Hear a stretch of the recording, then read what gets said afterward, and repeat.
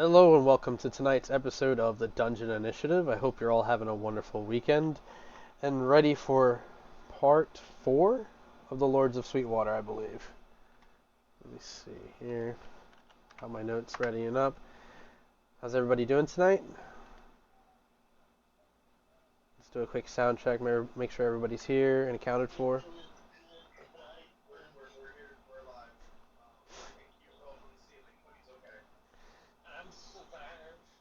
Hugh's microphone took a hit at some point. I don't. Since yesterday to today, man, it sounds like you cut in and out sometimes.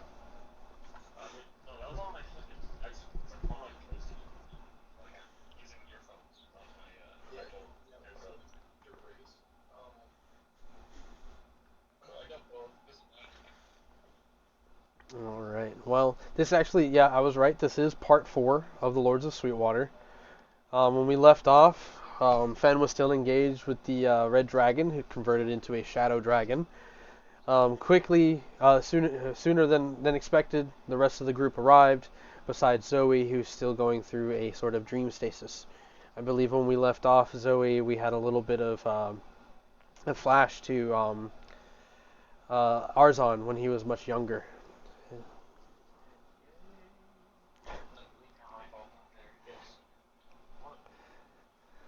Um, LeFay had pulled off some pretty cheeky moves. Opened fire on the red dragon, getting its attention, and at the end of LeFay's turn, the red dragon decided to use one of its fire bombs on her.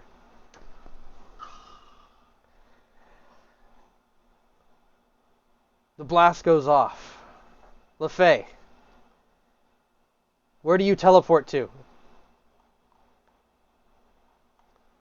Dun dun dun dun dun dun dun dun dun dun dun dun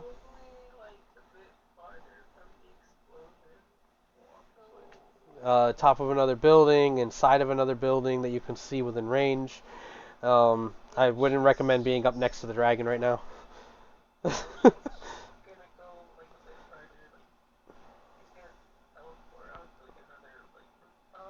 Okay.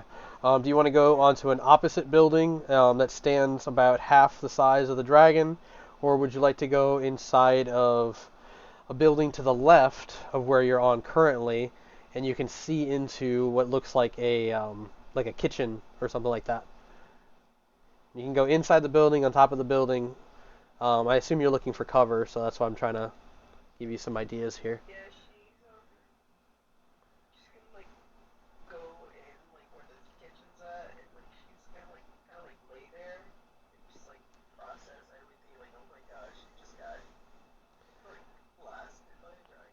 Okay, so that was the end of your turn. The dragon took the attack, so you spent your reaction for the turn with the belt to teleport to this location. Moses. She sent me a 2-minute and 15-second clip. It can't be, right? It can't be, right? It probably happened, dude. There's no way, dude.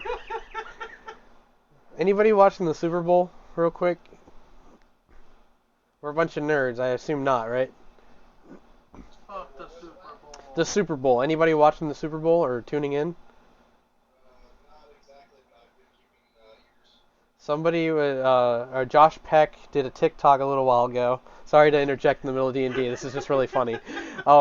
He did a prediction saying that the Super Bowl is going to have Usher come out, and he's going to be like, yeah, yeah, yeah, yeah, now baby, we got bad blood. And then Taylor Swift is going to show up out of nowhere, and all the fans are going to be like, no! Apparently, it looks like emotional. And my mom just sent me a 2-minute clip, and I'm scared to open it.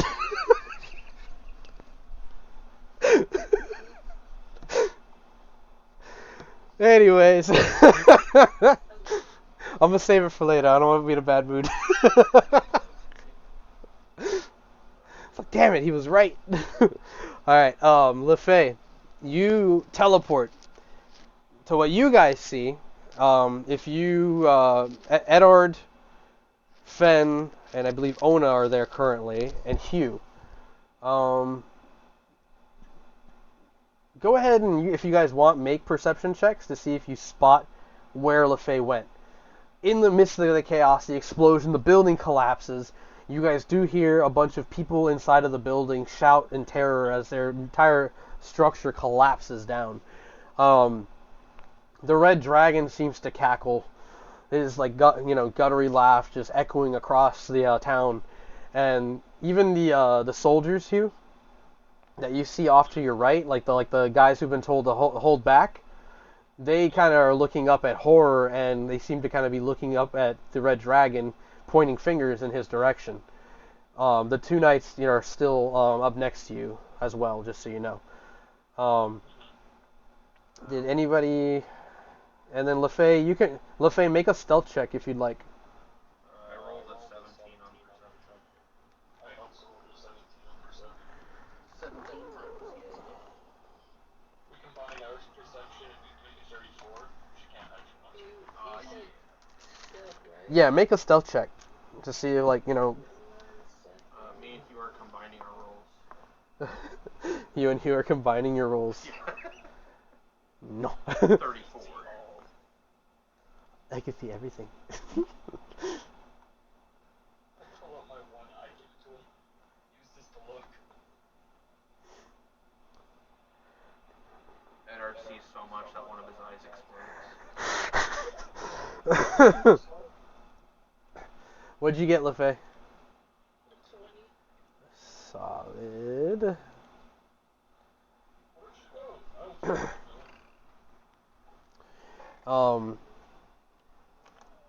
Did anybody get above 20? If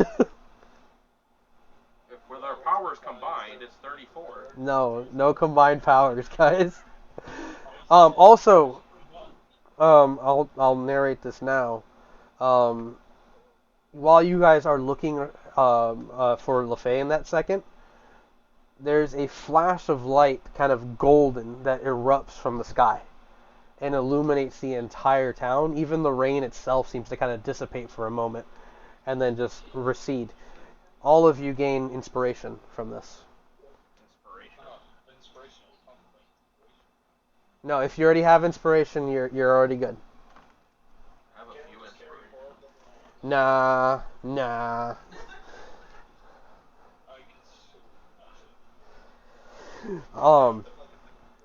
So 17. Fen, what'd you get? I got a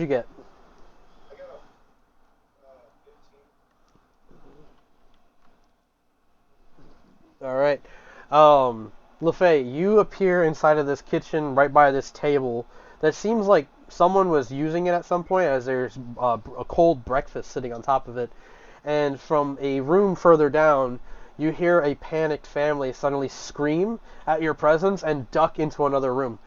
From this angle, you look out and you can see the back of Fenrir's giant form, and just past it, you notice the red dragon turn its head and seem to look right at you. Oh shit. From there, the soldiers on the street kind of start to dissipate. Some of them shouting and fighting each other.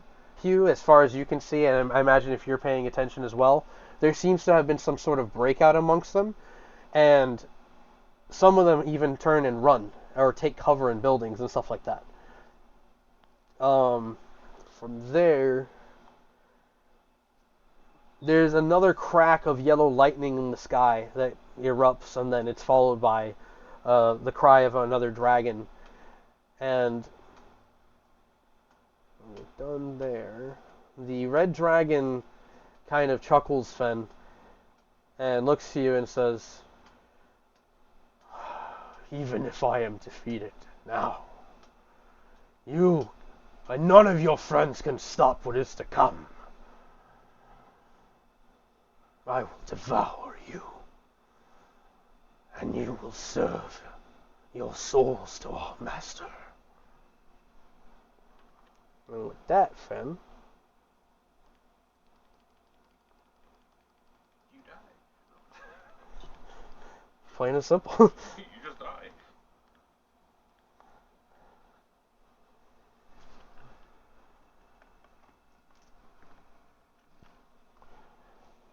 23 to hit you, Fen. That misses. Striking again. I don't assume a 16 is going to hit you. No. The desperation is getting real, and he's going to come at you with a 29 to hit you.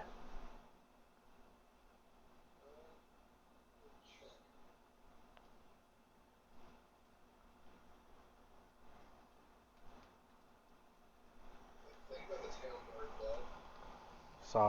Solid stuff. Yeah, you tail guard against this. He looks at you, and you can see his eyes grow desperate. The flash of green kind of starts to build up, and he tilts his head and scratches his face almost, like he's batting something away. And unfocused for a moment, he looks at you, and he's just like, "I just need more time."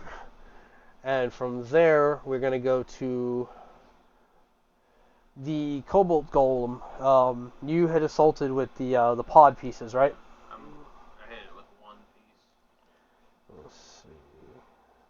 I hit it with one piece, and then currently right now I think I'm 50 feet in the air away from it. Yeah, so right now, looking at you, don't think he can do very much.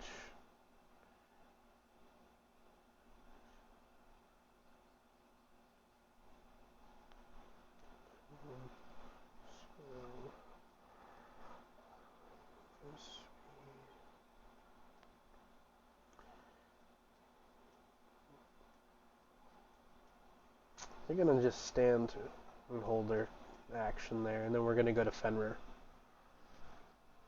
All right, Fen, it's your go. After dodging his attacks and moving out of the way and blocking the last one, he kind of looks at the dragon. You know, for a prideful creature, you borrowing somebody's power seems a little weak, don't you think? Together we are much stronger. We do not solely rely on one individual to rule. That's the thing. You relying on somebody else doesn't sound like a dragon to me. I'm gonna take my 3 attacks. All right, go ahead and make the attacks.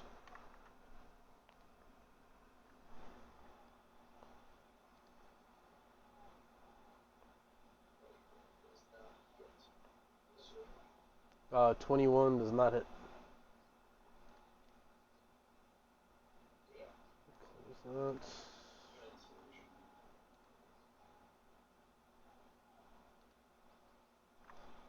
Wow. 25. 25 does hit.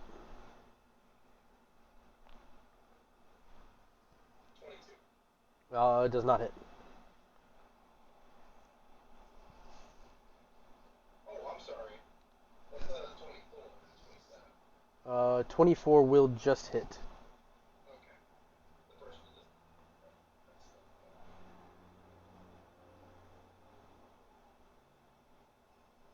Yeah, because I'm at 23. Mm-hmm. So we'll do these things. Oh.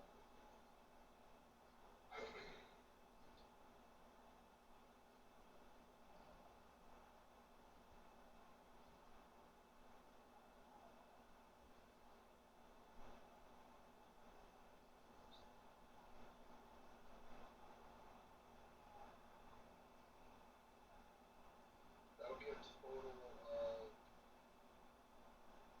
67 damage. What's the type of damage?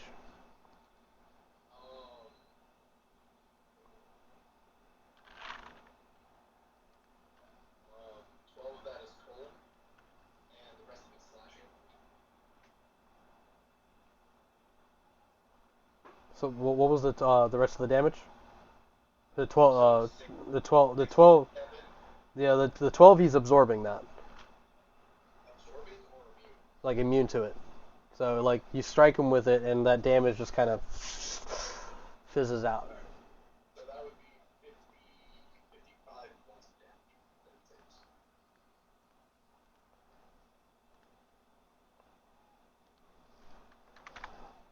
Solid strike. You draw a little more blood out of him. He kind of like stumbles back a little bit, reaching up at the wound and looking back up at you. He doesn't say anything, but you can see like in his eyes there's anger and hate building up inside of him. I'm going to use my bonus action as an attack. Solid.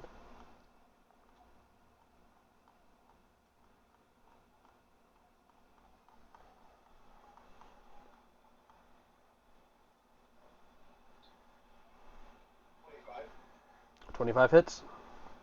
Okay.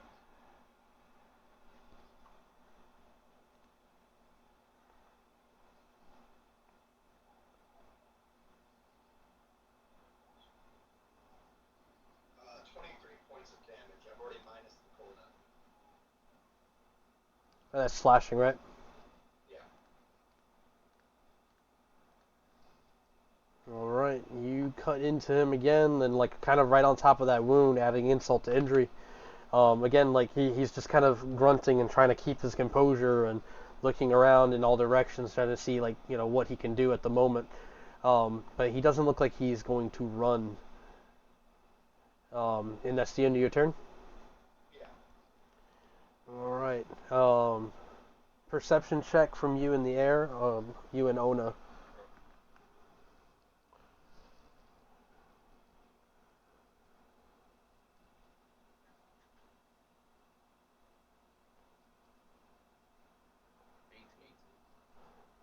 Solid. Ona like kind of like shrieks, kind of panicking. The rain is starting to dissipate now, and the rain clouds above seem to be kind of like dying down, especially giving a little more clarity to the town.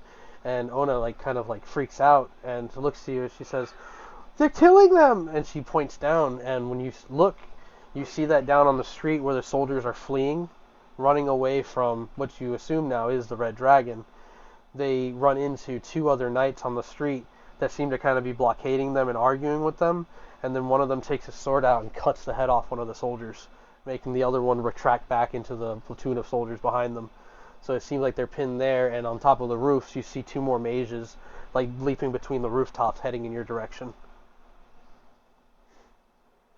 And from there, we go to top of the order with Edard and Ona. I'm going to get her stats up real quick, so you can go ahead and take your turn if you'd like.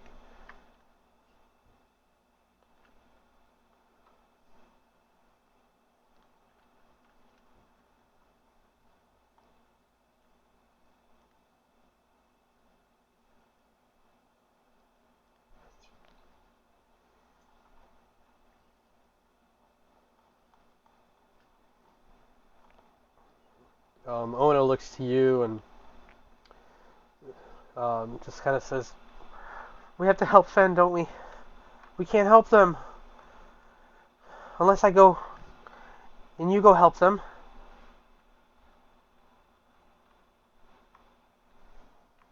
It's kind of looking back and forth between like the group of soldiers and then look back at Ona. Do you understand how this thing works?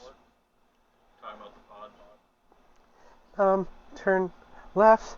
I go left, turn right, and then if I push it down, I'll go down and pull back to go up. Is that the basics? Yeah, just make sure you stay at this height away from that thing. Pointing at the golem. And she's like, "Ready," and like hops into the front compartment. How bad is she looking right now also? She doesn't actually look that bad right now. She should be fine. She should be. Yeah. She did get hit by a fireball. Oh, okay. But she's not bloodied or anything like that. She's like her like outfit singed a little bit in some places. You said mages were heading our way right now? They're probably around another 60 to 80 feet away. So they move their full speed, and they're pretty far away still. So maybe another 2 turns Checking something real quick. or 2 rounds. Sorry.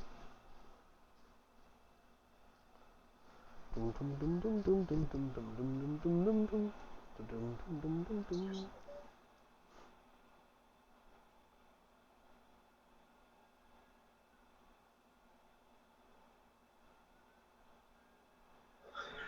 only way for me to safely go down there is to cast fly on myself, so I'll cast fly.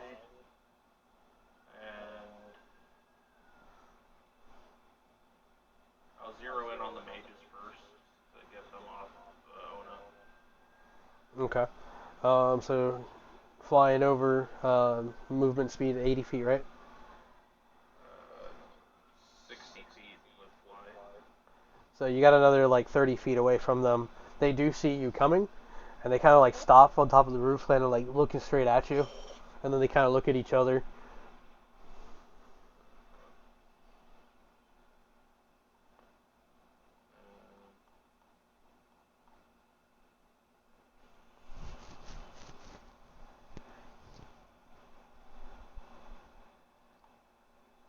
Healing potions are like what, bonus action? One more time. Healing potions, was that a bonus action? You can use that as a bonus action, yes. I do believe I have a greater healing potion, or was that a regular one? Let me check my notes real quick. I don't know, man. It's been a while. Are you just gonna take a potion at this time? I can't do any more actions. I Okay, already used then I'm gonna go ahead and move to the next person. Hold on. Hold on.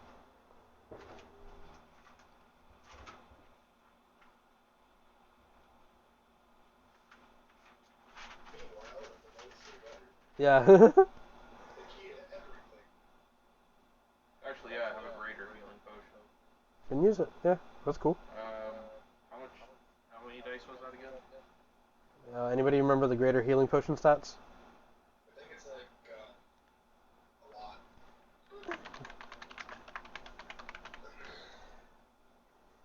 No, no, so brain's a lot. This is kind of a lot. I hate you. Usually 44. Yes, 40. Thank you, Hugh. I just found it, and that's exactly what it says. 44 plus 4. Then Constitution. You didn't like Master? No, we're so lucky to have a D&D guru like Hugh. 14, Thank you, man. He just knows all his stuff. So Fen, you should be more like Hugh. So I get 16 hit points back. Oh, wow. Good, solid, solid. Plenty of Wonderballs. Also, is there anything I can kind of like get behind to take cover a bit? Let's see here. Leave the fate decide.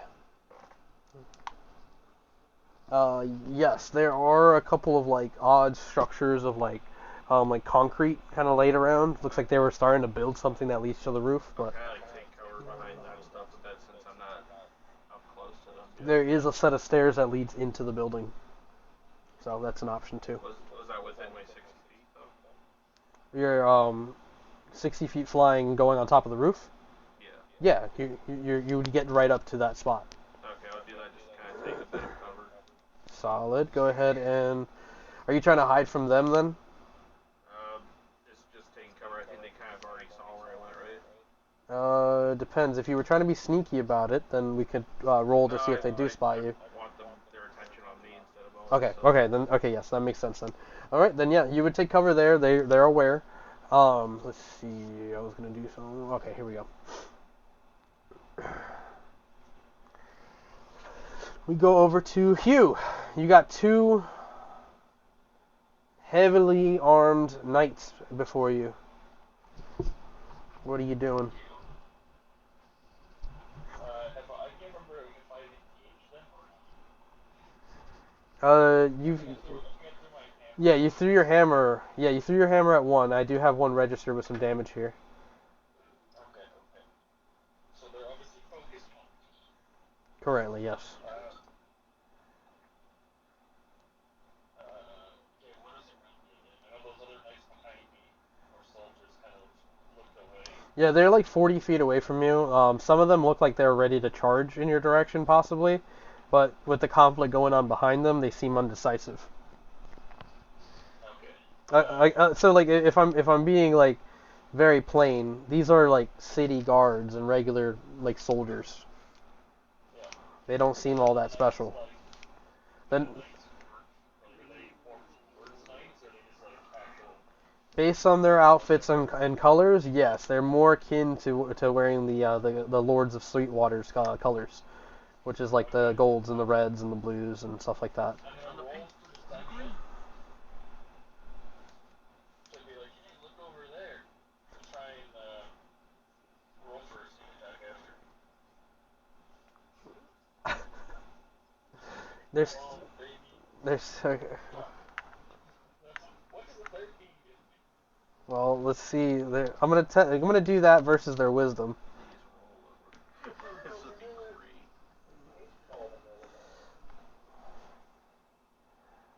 I got a 5 and a 9, Oh my god. and that's a +2.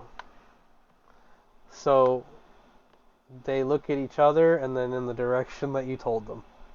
Oh.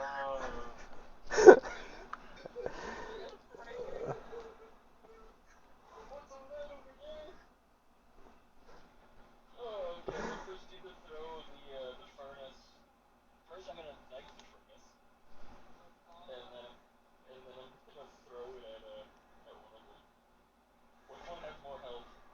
I would be the one to the left. Aren't they like both up close? What? Aren't they both up close to him? They're like 10 feet away from him. He didn't go all the way up. Yeah, it's 24. Just trying to remember the whole set. 24 does hit.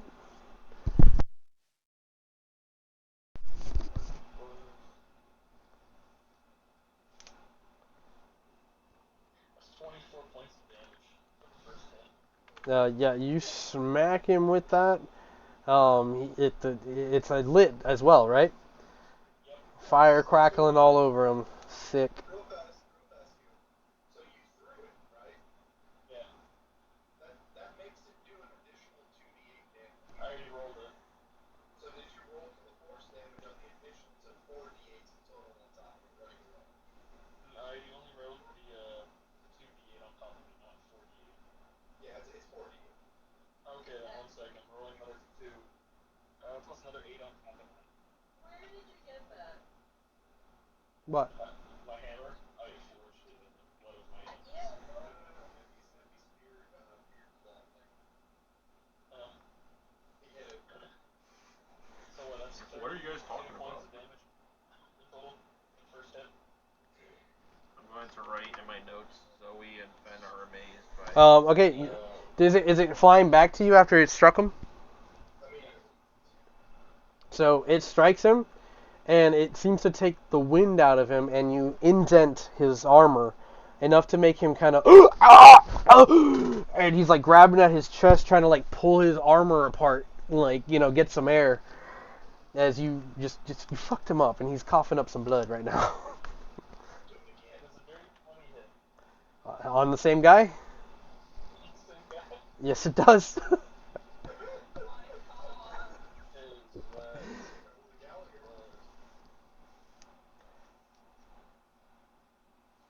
Plus 14 plus 17, so that's. I think that's the same as yeah, 31 points of damage to the other guy. Or to the same guy. Go ahead and describe what happens to this man. I just put a giant hole through his chest. And I still look dumbfounded because I was pretending to look at the thing that I pointed at to confuse the other guy. so like he's not even looking at this dude. It just chucks this hammer, catches it, Double. Shatters. Falls dead. Two of you guys? Yeah, the other dude now looks over. You son of a bitch! And readies his weapon. What did I do? I'm looking at the thing over there. Yeah, there's no more words from this guy. He wants to try to hurt you.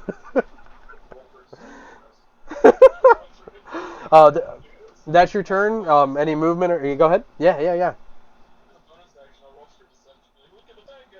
Look over there again. Go for it. I hope you rolled a 7. Oof. No, he got a 15 on that one.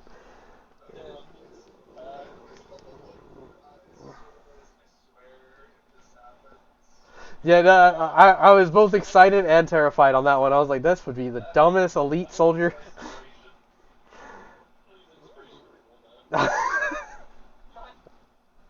You got a 15.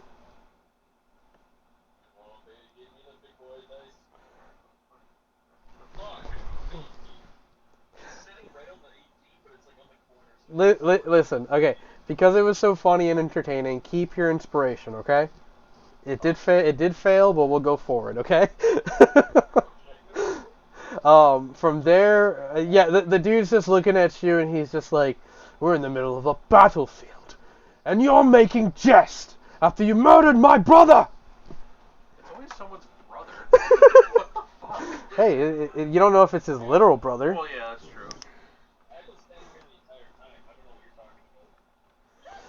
We cut from there to LaFay. The scared family, the dad's standing up, he grabs the kitchen knife and he's just like, You get back, okay? I served and the kid in the back, she's like, you didn't serve at all. You came home early. they're just like they don't know what's going on. There's a fucking dragon and a kaiju outside. There's lightning strikes. There's monsters everywhere. Like these people are terrified. We should have gotten on the boat, Henry. Bunch of shit happening for no reason. I'm gonna try and calm them down. She's just like, hey, I'm a good guy. But I am going to all to evacuate immediately. It's not safe. Make a persuasion check. This will only count as your bonus action. Will that give her advantage? Okay. Natural 20, 26. Never mind what I just said. The dad looks very unsure of what to do, but the eldest son seems like he comes over and takes the knife from his dad and looks at you and just says, thank you. She's right. We should have left this house already. You're not thinking straight, Dad. I'll help everyone. And he gets his family together and they rush out of the house. Well, out of the apartments. But yes, you have your action and your movement. What are you doing next?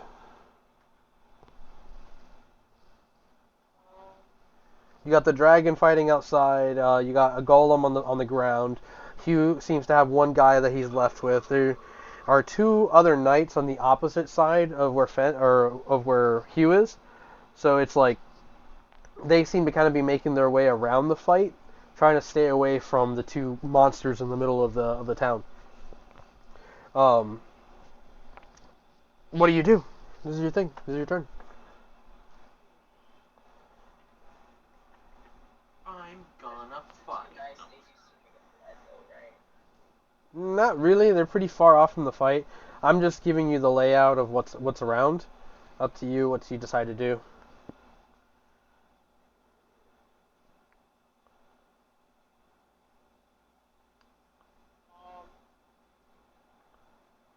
Can she see Edward and Mona where she's at, or is it just you? From this perspective, you can see the pod hovering 50 feet in the air. You can't totally tell. Yeah, no, you can see Ona in the pod, and you can see Edard on the opposite building. I would say this perspective leading all the way out there is over 80 feet in distance.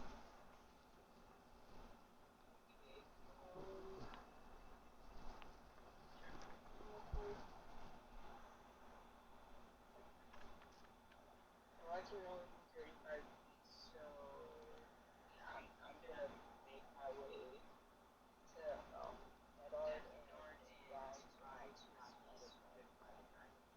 try to So, which direction are you gonna go? Are you gonna just run through the apartments and jump, try to get to another building,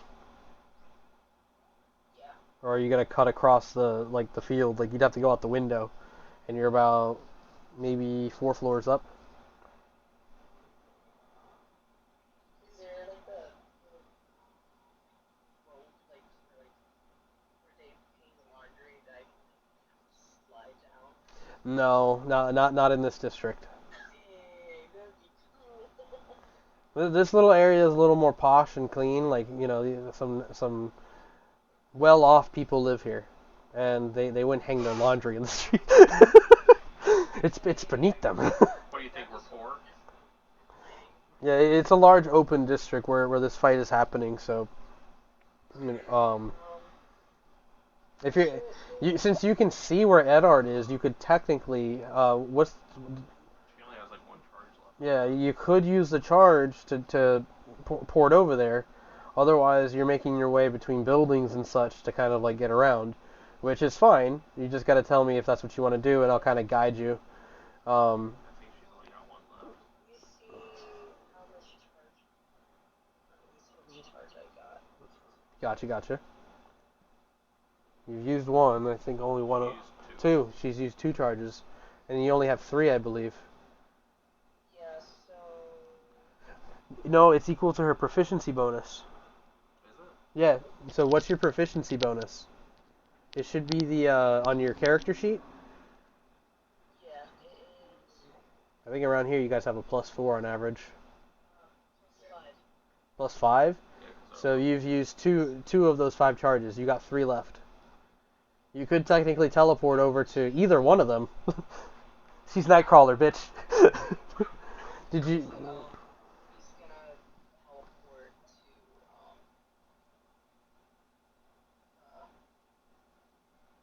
gonna teleport to Elena, because, like, she seems like she's alone up there. Okay. Are you taking any shots of the dragon or anything like that before you go? You go? No, she does not want to get blasted again, and this time, like, not. Let's see. That's not the reason I asked. One more time. So what are you gonna do? She's not gonna shoot at the dragon. Okay. You're just teleporting? Okay, so your action for the turn, you're going to spend a charge, and you reappear up on the pod next to Ona, who as soon as you, like, right behind her, and, like, the pod kind of tilts a little bit. She's gonna grab the I'm assuming the wheel, she's just gonna try to, like, adjust it. You need to stop doing that! And she hugs you, and she's like, I thought I lost you!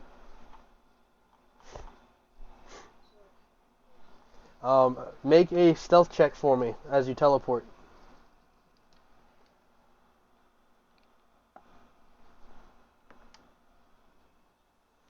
Ooh. I don't like that. Like, I really just said, 19. It just wasn't meant to be. Good stuff. You teleport up there, and it doesn't seem like the dragon is focused on you at all. Like his head looks like it tilted in your direction at one point. Fen, you notice his eyes dart, and then like go right back to you. Let's see.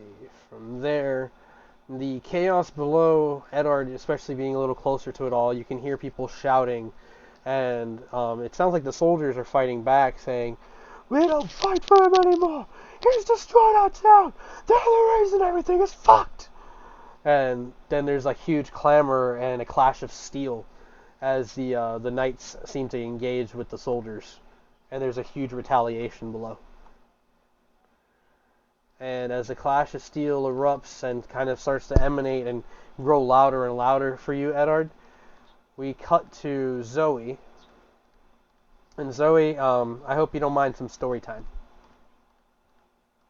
Story time. She's like, do I have a choice? Not really.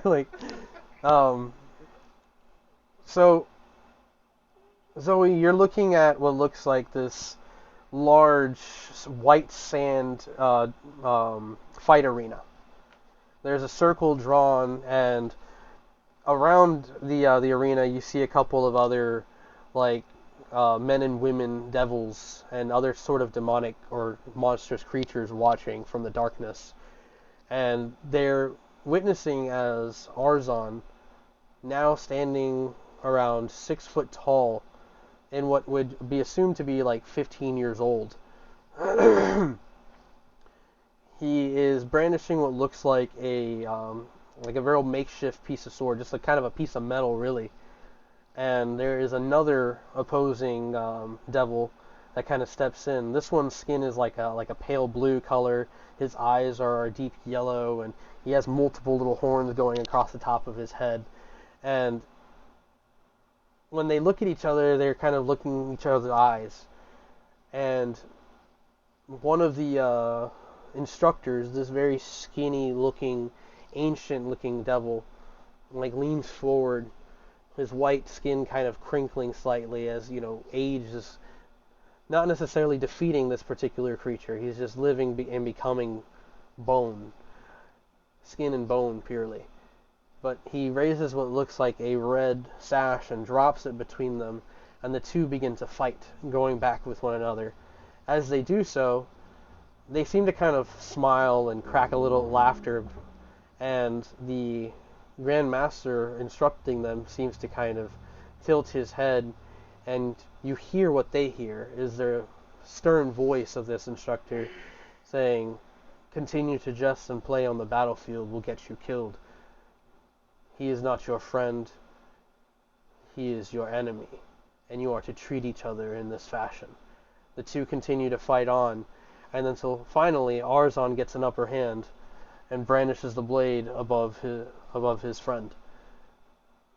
And he says he yields, and the Grand Master bows his head, stands, and says, "You still require much training. Pathetic, the few of you who do not take the example of your brethren here, but do not become overly confident." And he steps out of the room, and like the two guys like kind of wait for him to leave, and a couple of the other elders to kind of dissipate. There's a couple of other students that seem to kind of like been watching, kind of looking smug in Arzan's direction, like they don't really like him. And as soon as the room's kind of clear and it's just the two of them, they look at each other, like they give each other a hug, and they like start complimenting each other, like, "That move you pulled, you're gonna keep doing that to me, and you're gonna keep falling for it," says Arzan, "as long as you keep dropping your guard the way you do." And they go sit down next to each other, and they're kind of close by to you right now. The one kind of lingering next to you, watching this scene play out. And it just you get the feeling that these two are very close friends, very, like, almost like brothers. And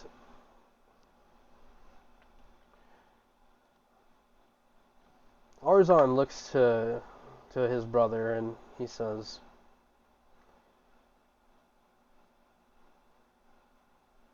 "The test is only a week away. How are you feeling? Have you ever been up there?" Arzan, kind of pondering, nods and says, "I have." "And have you seen the people? These are humans and kin of theirs. I hear that world is just full of odd creatures like them. We're not too different from them. The difference is where we came from, how we came to be. They are weak, you see. They don't know the knowledge that has been passed down to all of us. They're still early infants, only looking forward to their deaths."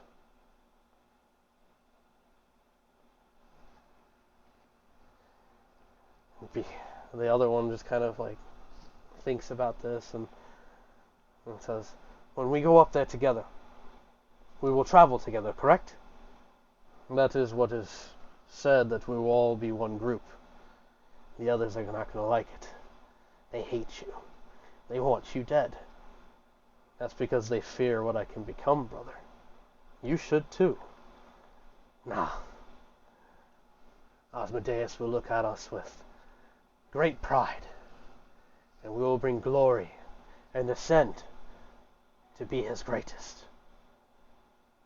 Arzan puts an arm around his friend, and they both kind of look off in the distance, like tap their heads. "That is my dream, my friend."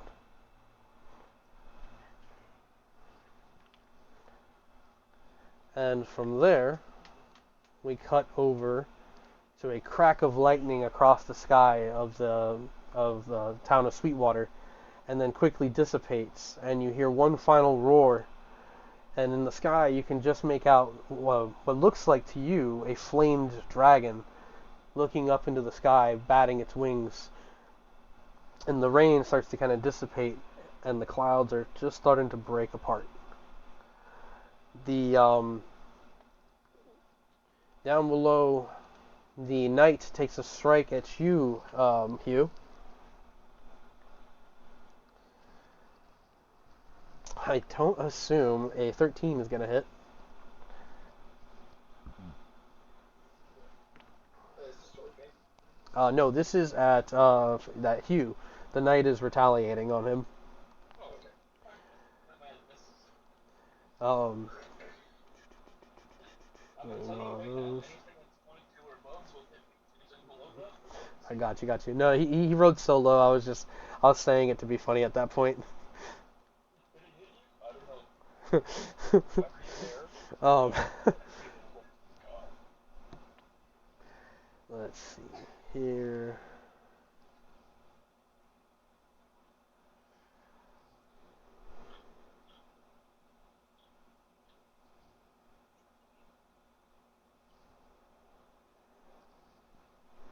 All of you are immune to that.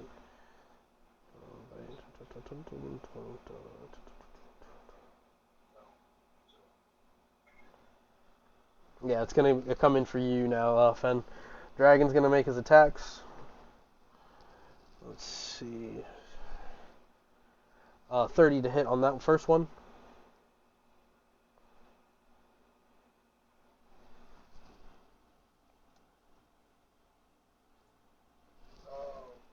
Is this a new round? Yes. Okay. You gonna spend the tail whip? Yep. Yes, sir. Defenses are low. 31.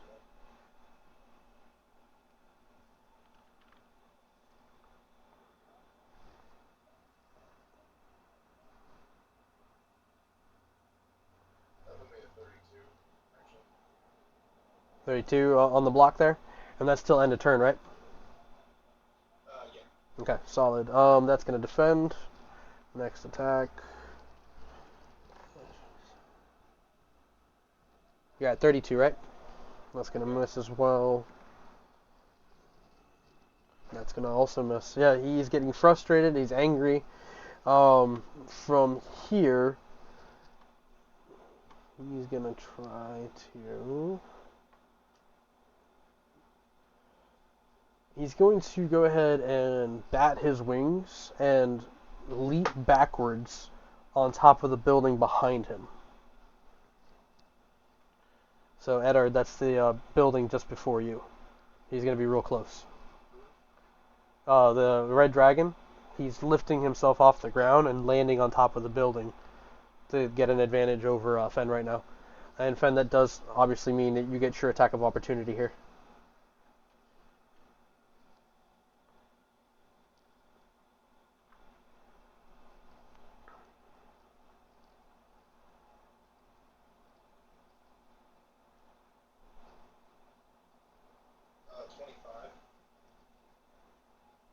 Uh, 25. 25 will hit. I actually kind of want to grapple. Contested them. Going to go ahead and roll. Defense versus his acrobatics. That'd be a 26 against the beat. Solid, solid. Pull up his stats.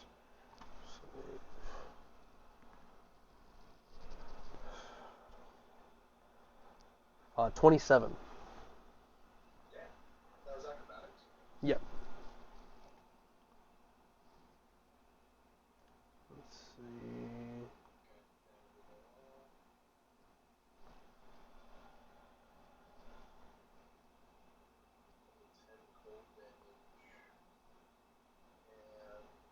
Hold on. No, he fails that. You do get the grapple. Oh.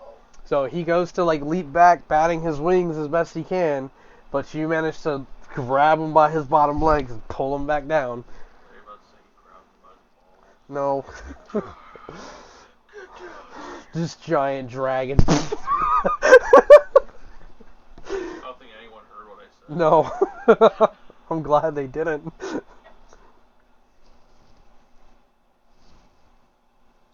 that'll be, what is that?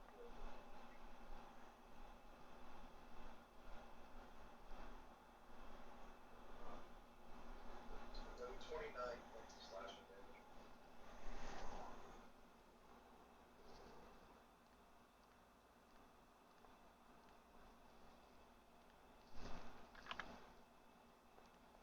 Yeah, you grab him, you're digging your nails in as you pull him back in. He lets out a roar that kind of echoes across the land, and he's looking right back down at you. Release me! Ah! He's like trying to struggle against you. That was his move, and from there, you guys hear a loud roar as the dragon above like shouts out and then turns in the direction and seems to dive bomb toward the town of Sweetwater. Full Fusroda! It just blows up the town. Like, fuck.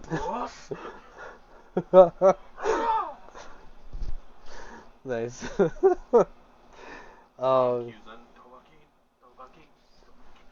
Stop. Yeah, he's dive bombing straight in y'all's direction. But he's still got some like distance to go.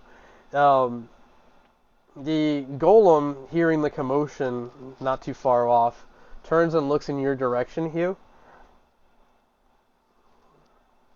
Oh, you looking at me? Are you looking at me? Looking at you. And you. um, he starts to close the distance, and then you're wearing metal, right? Yep. That should, in theory, still be piping red hot. What's up? Am I still, like, hot as fuck? Because the stuff or is that kind of Yeah, it's still got that that red glow to it, you know. Underneath you though, you do feel like a bit of a squirm every once in a while, and it's kind of going across your shoulder and your back right now.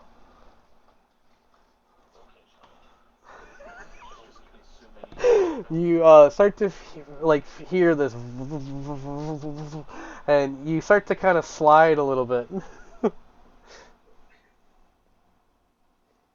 I need you to make a strength saving throw.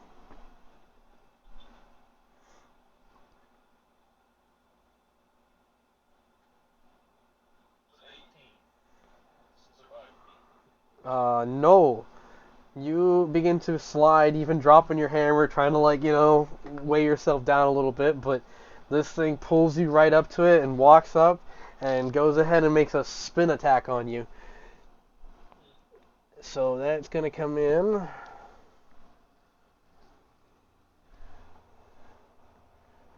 $24 to hit. And then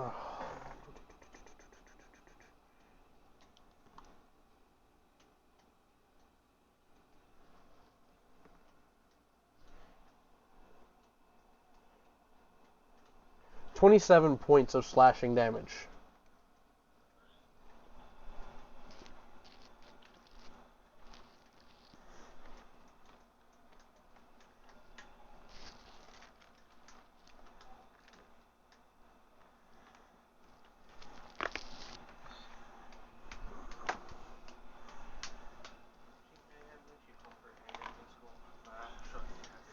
Shut up, bro. I felt insulted hearing you sing that. Like, stop. It's not, but like, what made you sing that? Jesus. I was just fucking with you. It's all good. Alright, so you took that damage, correct? Yes. And now you die. Oh, I'm just kidding. Oh, and it is a magical weapon that it's hitting you with, so if you have any resistances to that, it still goes through. I mean, But from there, we go to Fenrir. Your go.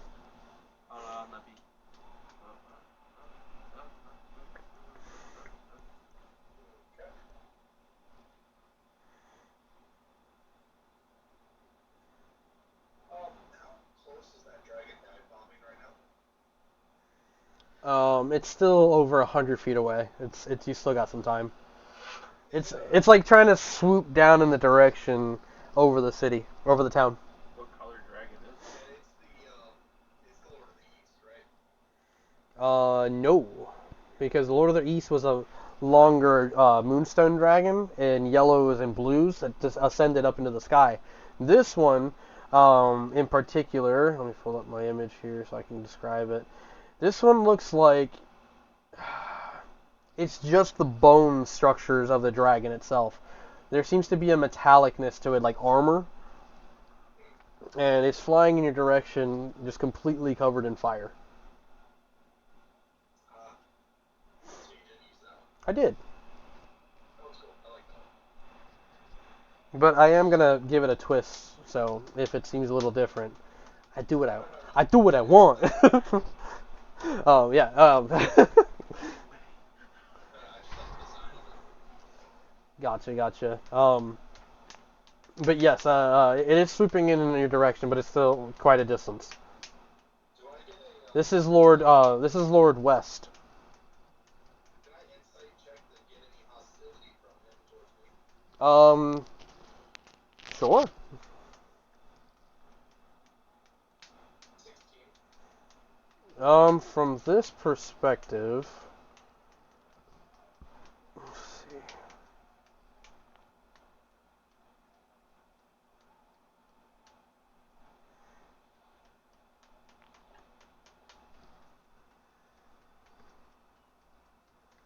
You can't really tell or get a read on him. And then, like with the like kind of like the voidless stare with just the flames kind of coming in your direction, you can't read too much off of that. But yeah, it's coming, and it almost looks like a meteor coming towards the town. A giant! I did it! A giant meteor comes out of the sky. We did it! Oh, sorry. Well, it's a good thing all of our twin siblings are in the next town over. I'm gonna make my 3 attacks, but on the 3rd attack, I'm gonna throw the dragon at the other one.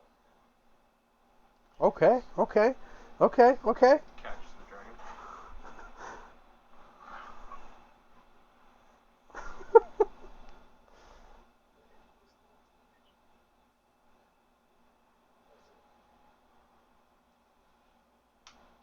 to be.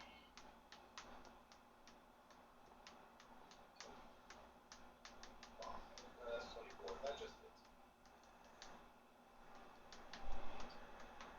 That one hits. This would be a strength check.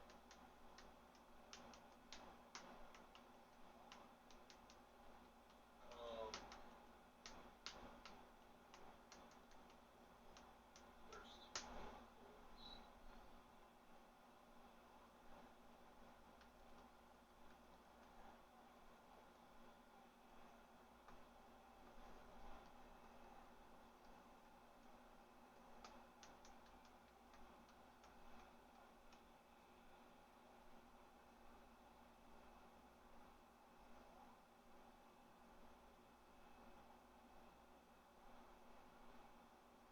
That'll be 42 points of slashing damage.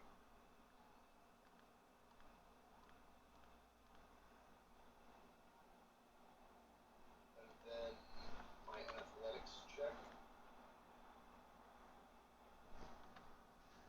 Versus acrobatics, right? Oh no, this is just me throwing. I already have him on the ground. Okay, yeah. Yep.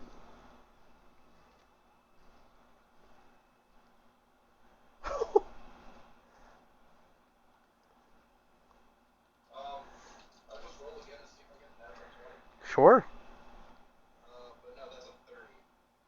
All right. Not a natural 20, but it's a You like how many feet can you normally throw? Well, considering the size. Yeah, like I'm considering like that slow momentum build and then the launch into the air. Um, Say you launch him out like maybe 60 feet into the air, considering the weight and all that.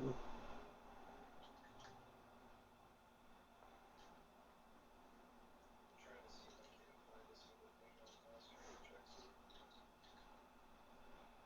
something I just realized.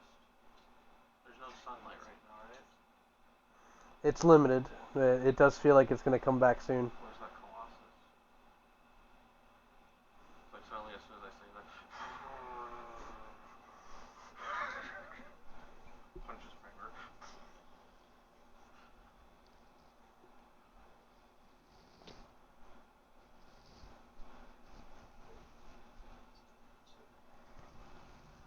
Wow, I learned something new just now.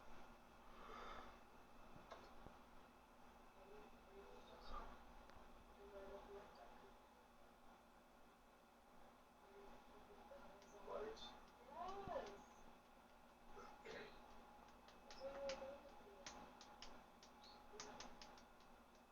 How much does this dragon weigh? What would you consider this dragon's weight? Weight of adult red dragon in 5e. Around 360 pounds.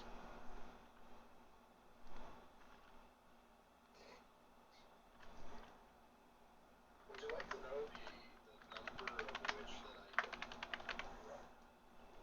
Sure. So we're both either we're huge, right? Yeah. Huge size compares. Yeah. I can throw with ease 1,350 pounds. Okay. What's the distance though? That's what I'm trying to like calculate here. Like how much closer I'm trying to get you over there, and then the other dragon having to close that distance. So with that, if he's about normal characters can throw 30 to 60 feet because what are we weapons and things like that based on that now. I'm going based off of everything that I'm considering in comparison to that. I can shoot this guy. Not to do that. Pretty fucking hard enough. I'll give you 80 feet. Like.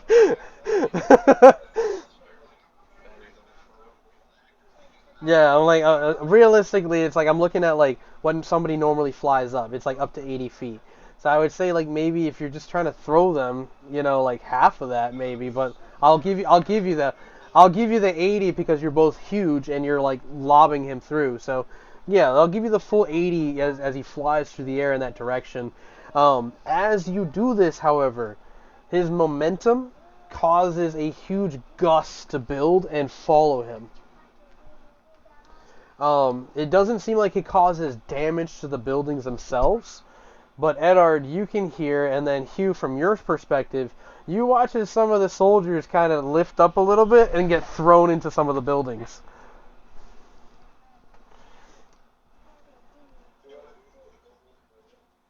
Oh no, it stays there. Heavy as fuck, boy. And not everybody was thrown about by it. Some people kind of held fast against this. Again, it wasn't like he was purposely beating his wings when this happened. It was just the sudden whoosh, caught some people off guard. As he soars through the air and he got like kind of gets close to the other dragon, you see the other dragon raise its hands and open its mouth as it readies to catch the Lord of the North in this crossfire. Is that the end of your turn right now? Because you got your movement as well, if you want to follow him.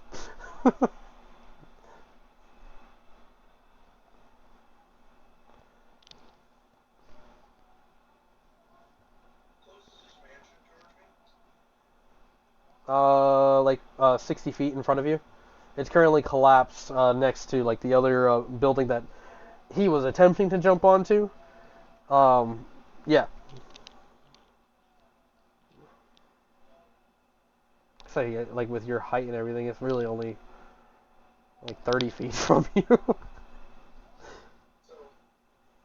gonna use 30 feet of my movement to use his house to propel myself up. You're gonna run off of it and leap. Yeah. Okay.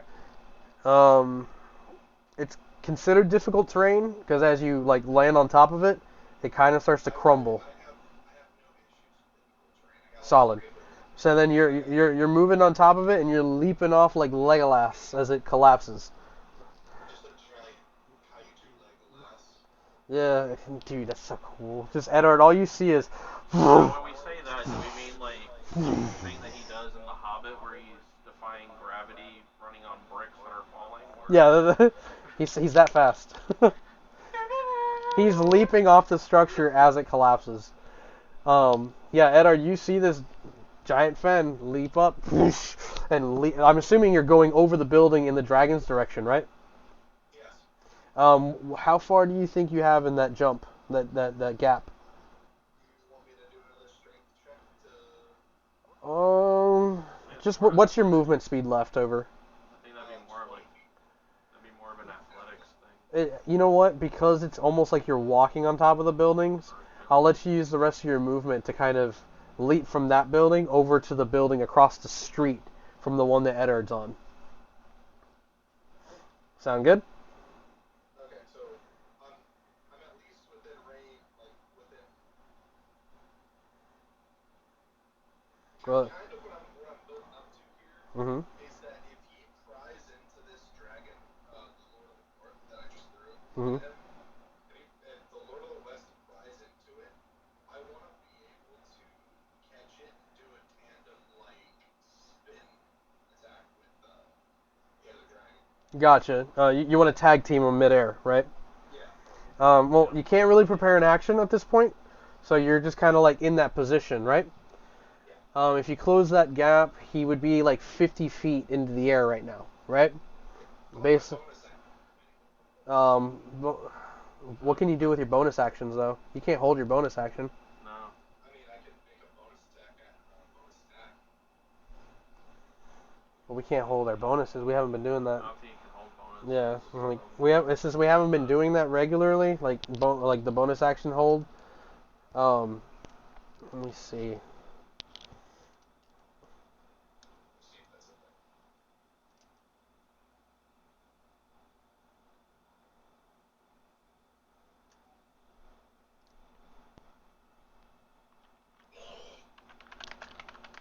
You would have to utilize your bonus action before doing anything, so no, it doesn't look like you can. Yeah, you can't hold it.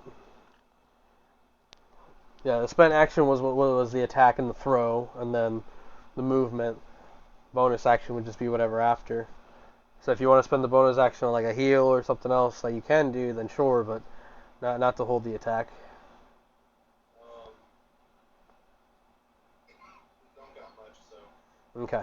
So you're waiting there. As a free action though, maybe you can like try to communicate to the other dragon if you'd like. Are you good? Alley oop.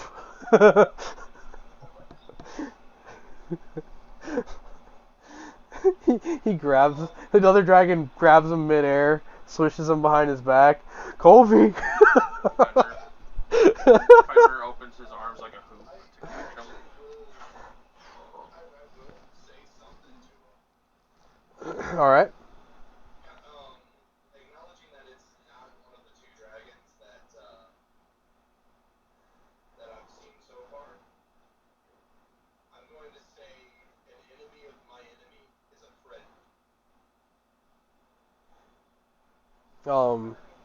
You see the mouth kind of slightly open and what looks like a skeletal grin. Kind of giving you the impression that he's down for what you're doing. Can you imagine if he just suddenly said, "My enemy of my enemy is an enemy"?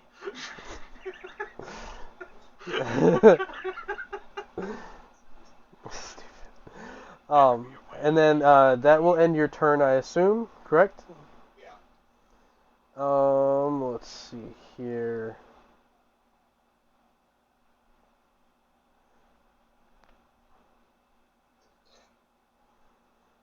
You know what? The enemy of my another enemy is bigger friend.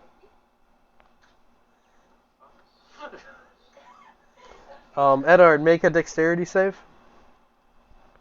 Okay. The mage on the rooftop, kind of using that position they fire a fireball in your direction.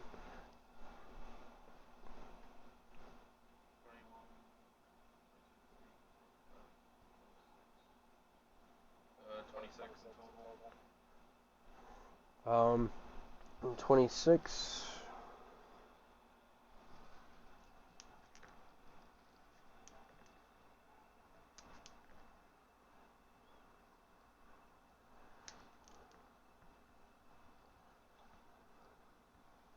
You take 16 points of fire damage as the fireball impacts onto the structure you're near, and it singes you a little bit. And then from there, the other guy. They literally just brought me back right to where I was before I took that health potion.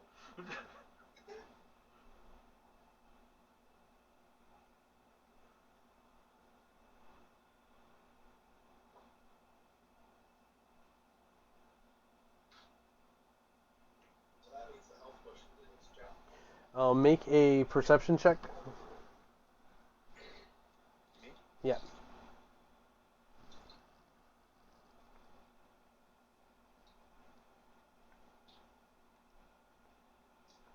12.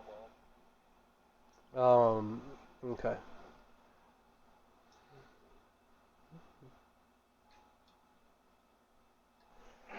All right. Yep. That's gonna be that for now.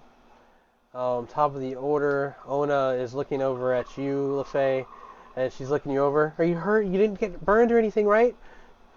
Are all your, do you have all your fingers? And she like grabs your hand and looks at your hands real quick. She says, I'm fine. Okay. Looking down, she just kind of like, well, Fenn's all the way over there. That's good, I think. And then like she like focuses up on you, Hugh. And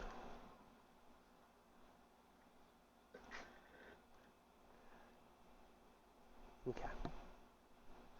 That's fine. Just don't work.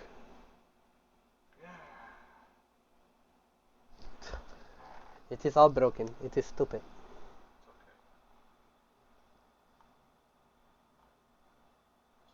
Oh, I see what I did wrong. I'm stupid. I actually am a little stupid. You dumb. Bring Oh, me that's gum pretty gum. good. Ona heals you for 18 points, you. Oh yeah, baby. Um, That's how I like it like that. wish you can do that as a bonus action too.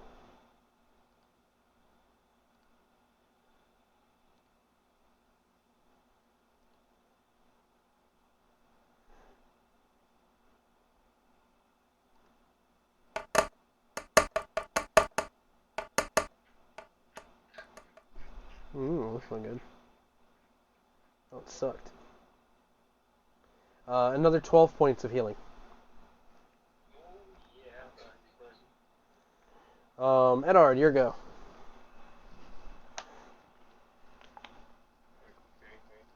Okay. Where's the closest mage at right now? So if you were to peek over, you only see one. Only Said one. this is the beginning of a new round. Yes. Cool. I got my reaction.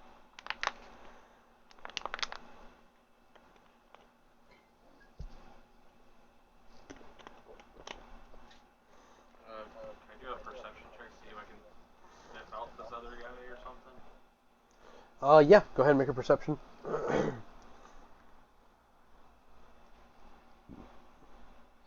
wait, no, it's wrong thing. Wrong thing, I accidentally... Performance. No. Hello, my baby. Hello, my honey.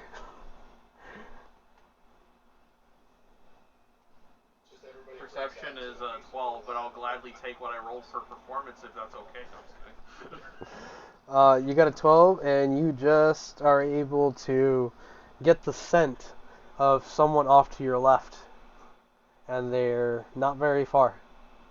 How close? Well, with your perception, you can tell that they're at least within 10 feet of you. Do I know which direction? You said left, right? Roll a percentile die.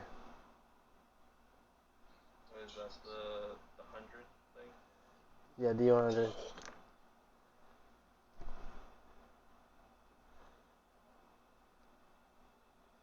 That's pretty good. 77. Yeah, with a 77, you're able to tell the exact spot, and since it is cold in this area, you can kind of see like the and like the spit of water kind of like cough forward from an invisible spot.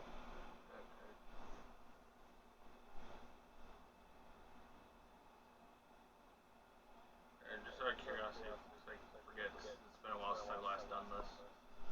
Is it an action or a free action to turn to lichen form? Action. Okay.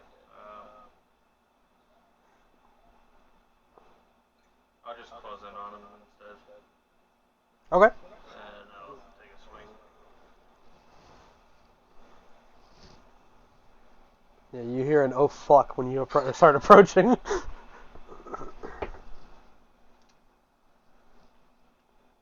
going to be a 21 total.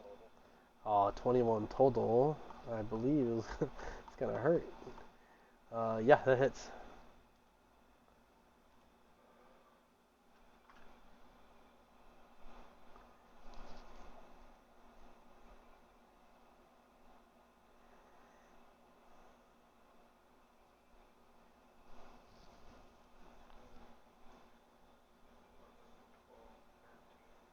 Uh, 13 on the slashing damage.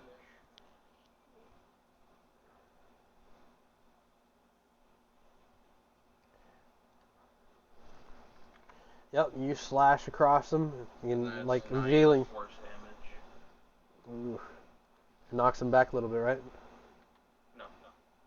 Okay, and you slash across, and what you see is like a glow of like red just kind of dripping and pouring over this invisible form. I do believe it breaks him out if he takes damage. I think that would be a Concentration, yeah.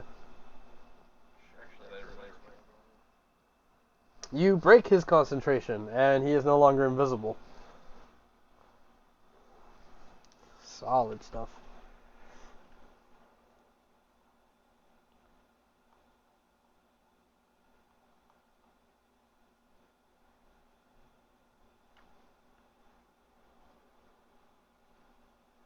What was that? Sorry, I was trying something. Yeah, he's no longer invisible. Oh, okay. You slashed at him, and he's just like, ah! Grabbing at his chest right now. Thirsting blade.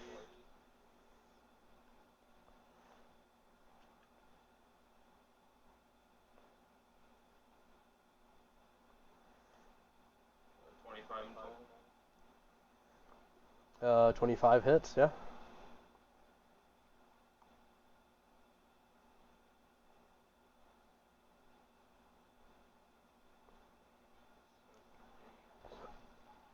Slashing damage.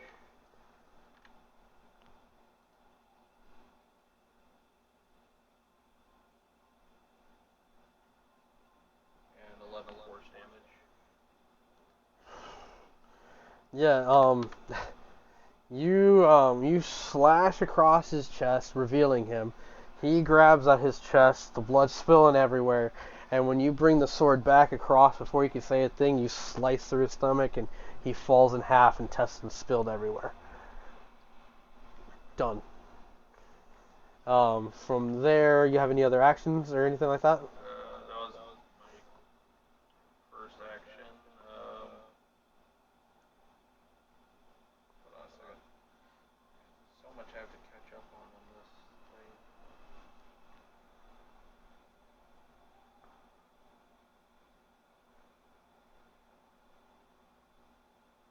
Oh, is there any other place I can take cover at real quick? On that rooftop, it's the only one. On the next rooftop, opposing the one building that the other mage is on, there's a fully built structure, that stairwell. Actually, how far away is he? From your perspective now, 30 feet. I'm gonna bonus action manifest echo, Oh, nice. Okay. and the echo is gonna be closing in on the guy. Okay. And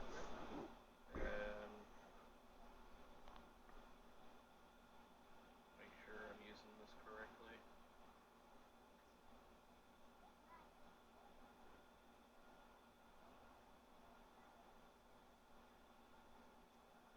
And since I took an attack action, I'm gonna unleash Incarnation, and it's gonna take an attack on that mage. Okay.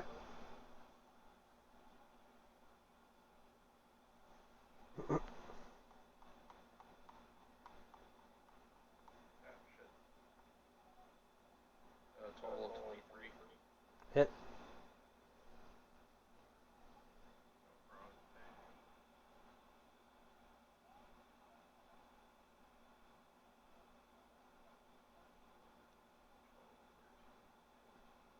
Uh, 14 slashing damage.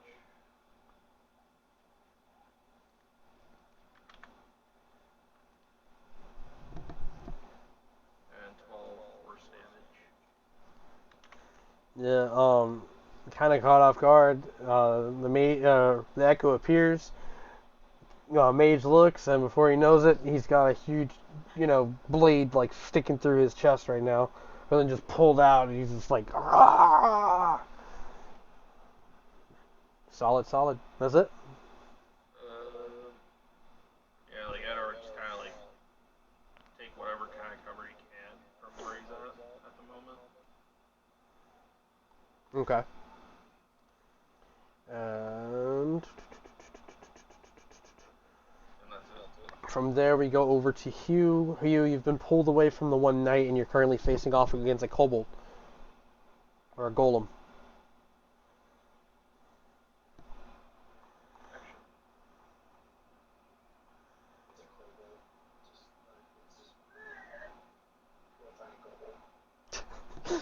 Right. No, he's not holding you. Let's see.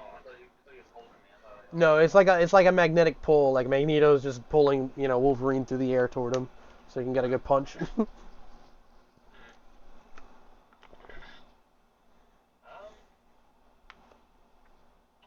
he still pulling me, or am I freely moving again?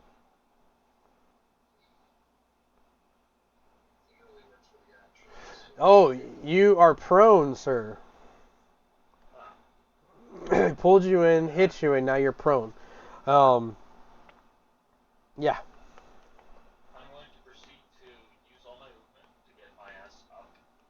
And then I'm going to proceed to throw this big ass hammer out. He's right in front of you. I'm going to proceed to use my hammer. There you go. Hugh, just to kind of give you an idea, there is a large crack running across this thing's chest from where Eddard crashed part of the pod into. I'm going to proceed to use that as an advantage to hit him. I'll give you the advantage. He just took you the advantage. He didn't ask you for it. A 24 does hit. Would you like to roll again to see if you crit? Sure. Please crit. That'd be crazy. Alright, you hit. Go ahead and roll your damage. You imagine just... I like how he's just like, I'm going to take advantage on that. It's just like, oh god.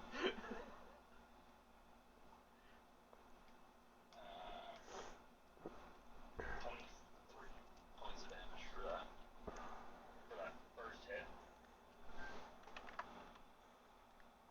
Second hit. 28 hits.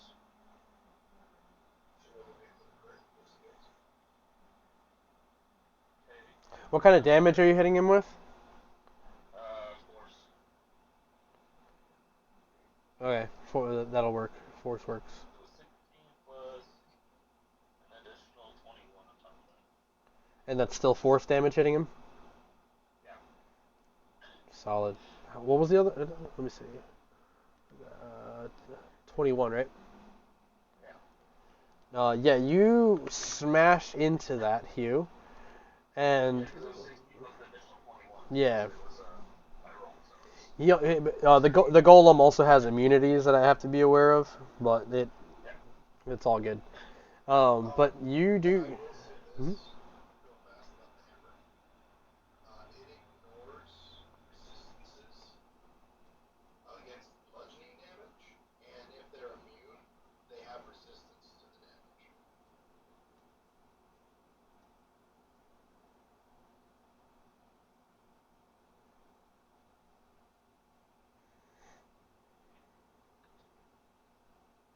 I mean, it's force damage. He's taking the full force, unless the hammer also deals bludgeoning or anything like that. Yes, the base damage that it does is bludgeoning. It just goes force on top of So it that. would just be half of that damage. So the first one was what, 22? If it has an immunity, it's gonna turn into a resistance. Hang on. Well, it was happening either way. Yeah, I mean, you'd be minusing 4 off of that. Thankfully so. On one of those. And the other one you can't even consider half because it's already at 1. What's your hammer? What's it made of? Strong material. Not adamantine. So if it's not adamantine, it has immunity to lightning, poison, fire, psychic, bludgeoning, piercing, and It's the other slashing. way around. If you're reading what I think you're reading, I had to read that like 3 times.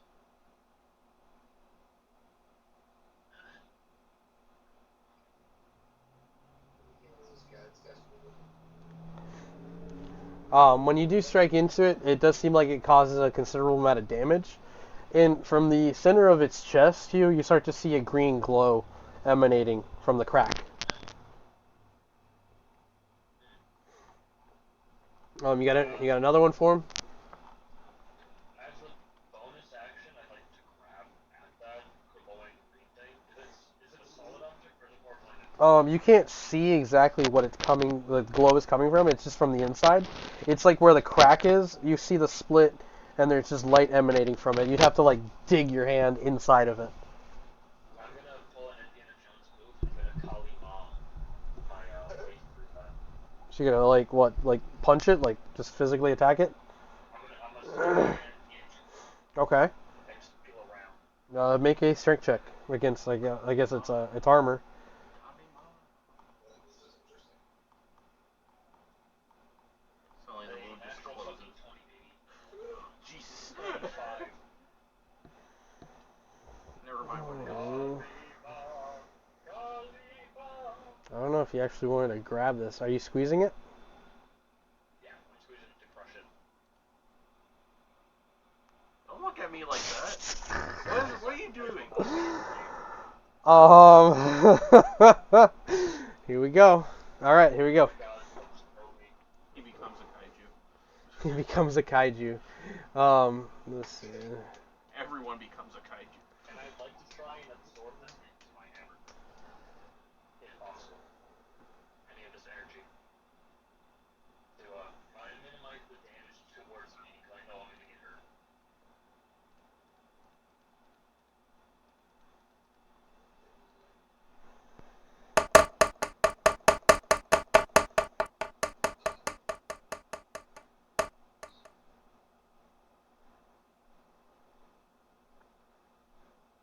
He's like, how do I portray nuclear weapon testing?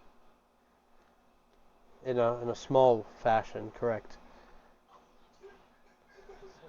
Um, it is a green. It is a green flame. If you have a immunity to fire, you now have resistance. And if you have a resistance to fire, you are no longer resistant. Okay? Not even either. So the first round of damage, as you grab what feels to be the heart of this thing, your hand suddenly feels extremely numb at first, and then a burning sensation goes through your arm. You take 35 points of fire damage.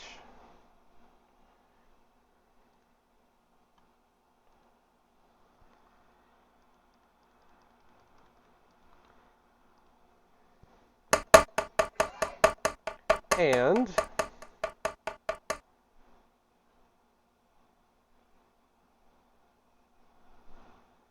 26 points of bludgeoning damage.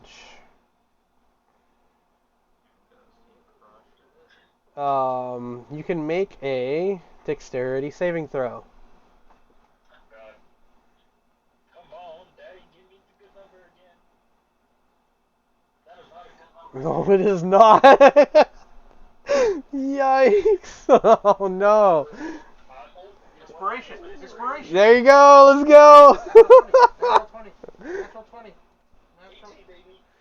Okay, that's good. Let me check. Let me check something.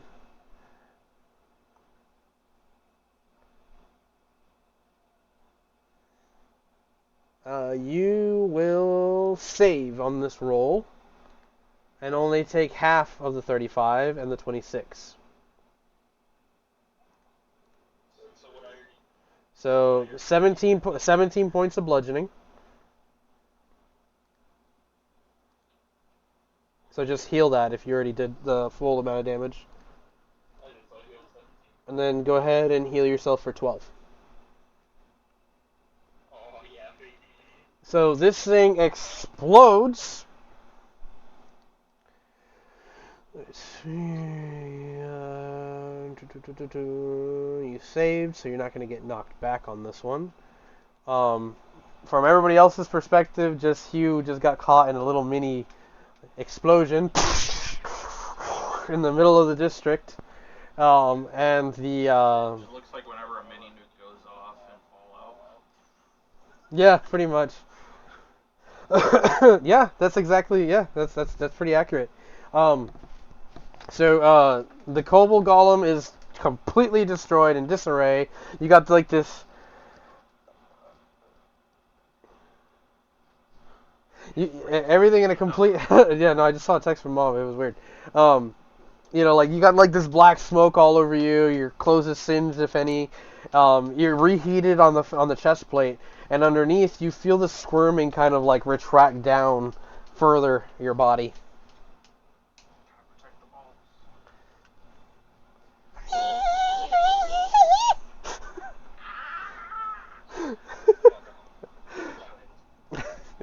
balls. So as that's your turn, correct? It is my turn. From there, LeFay, you're up on top of the pod. You saw the explosion below. You saw Fen leap up after throwing the dragon into the air and hop over to the other building. Eddard is engaged, slicing a mage in half, and then going and sending an echo to fight the other one. What are you doing from the pod?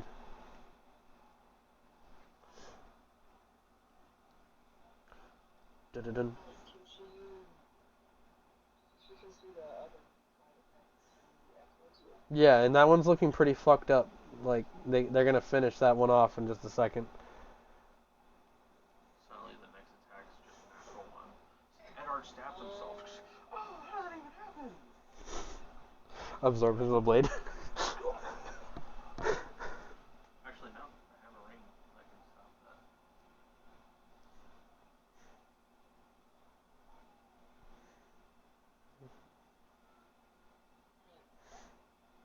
Yeah, like shoot an arrow at the mage. If you'd like to shoot an arrow at the mage, you can, yeah. And you're at an advantage point where they can't see you. You're sneaking. Technically, they don't know you're there at the moment. Just been sniping these poor dudes out of retirement. Yeah, dude, like just one after the other.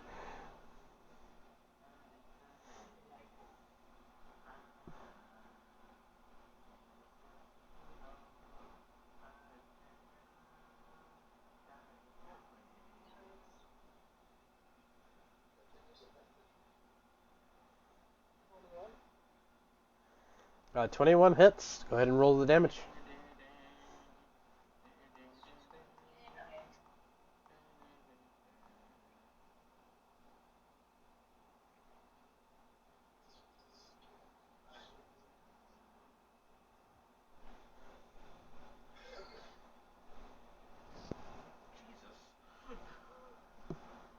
21 damage. She's gonna do way more than that when she adds all her sneak damage and all that.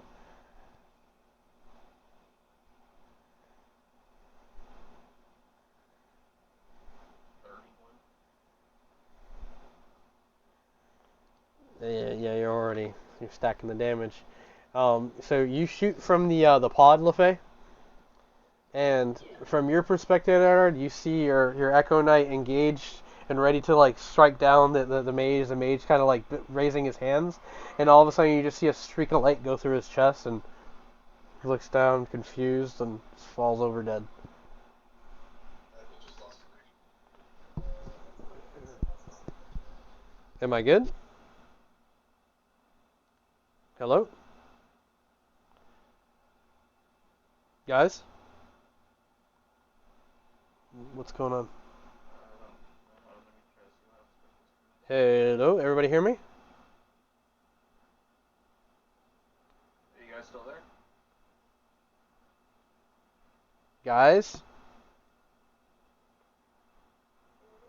Yes, I was waiting for someone to answer. It got too quiet.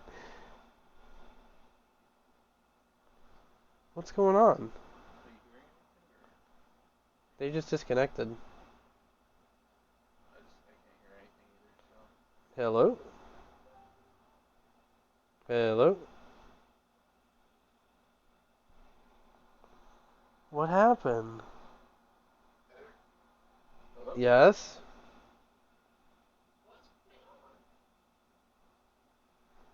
I don't know. Is Effie's thing kind of out? No, I can hear you guys and I can see everything looks fine. Do you guys hear him at all? LaFay, can you hear me? Hugh, can you hear me? Please, I need everybody. He's not connecting properly. I'm connected. What do you mean? You guys can't hear him at all? No. His picture's not on. What? I can see everything is fine.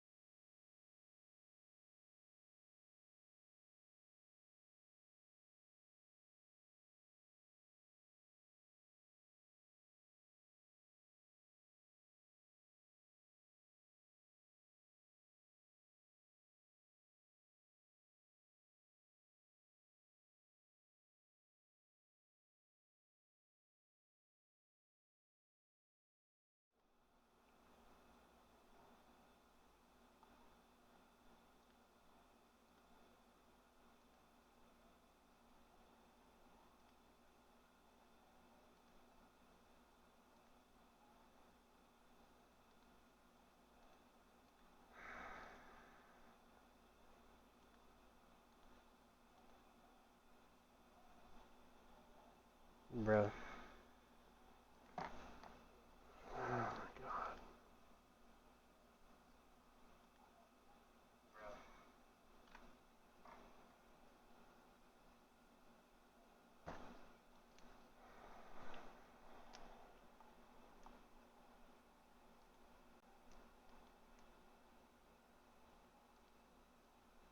That's not the screen I need. Why are you doing this? We can't hear you.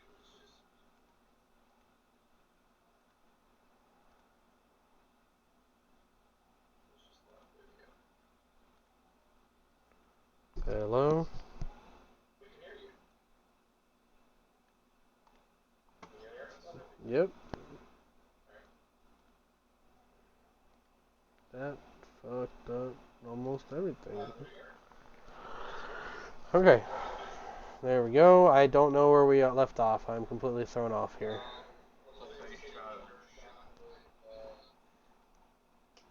So yeah, she opens fire. 1 minute the guy's there, ready to fight the Echo Knight, and then a streak of light just goes through his chest, and he falls over dead. Easy kill. What do you do from there, LaFay?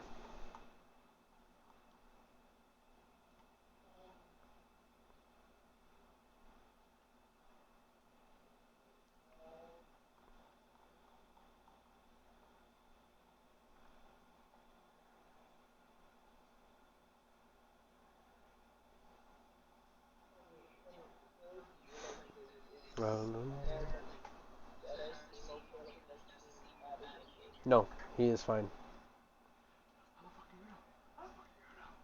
See your health. So.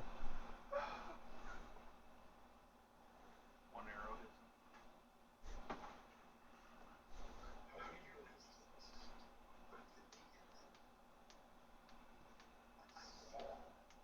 I synced it. That's it? I don't know if she's also in control of the pod. You also have control of the pod as well if you want to take it from Mona. But if not, again, down below there's more retaliation, and you're not too sure, but you can hear that like there's some cheering going on, and then followed by like some stomps and like running as they seem to be clearing that area.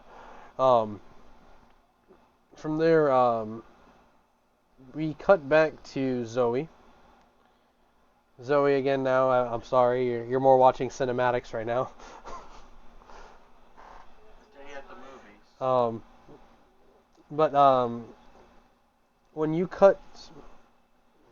we cut back, Arzan is wearing what looks like some very makeshift armor, like leathers and stuff like that he put together. His friend is traveling not too far away, and they seem to kind of be stalking what looks like a group of travelers on the road. Before they even know it, Arzan and him move in and attack them and quickly just decimate everyone there. Afterwards, they kind of seem to be like celebrating this and just making fun of the people that they just attacked, saying, "Did you see when they cowered in the corner?" They like laugh and banter with one another, and it's not too long before there is a man dressed in heavy armor himself. It looks like it's like leathers and other pieces of wood and stuff like that he makeshift with pieces of bone. He like stumbles out of the woods, and he's looking at Arzan and his friend. Currently, it's like just a clear sky in the middle of the night with a moon lighting everything up. He looks at them and says, I'd always heard about monsters in the dark.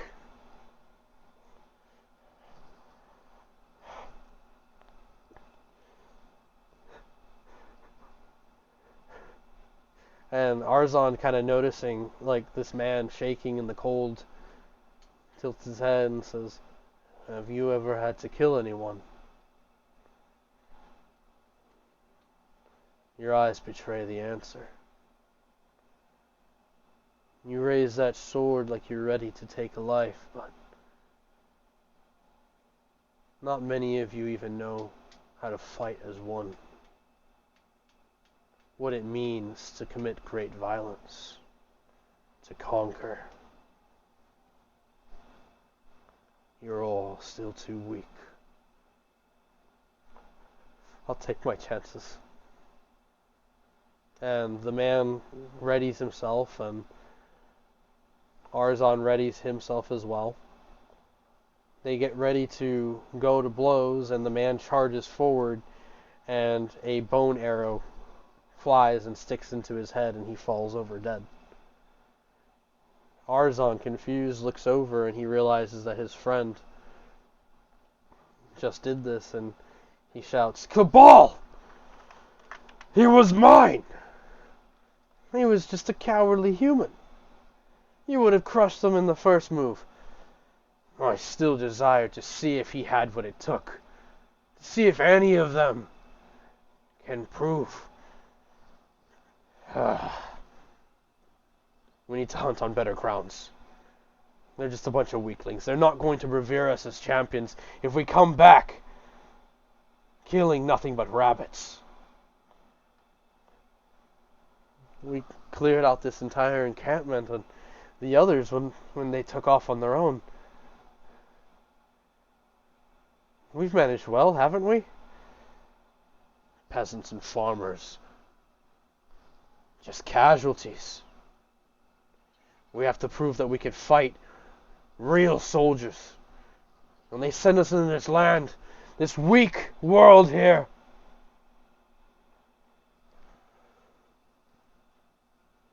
stay out of my way next time.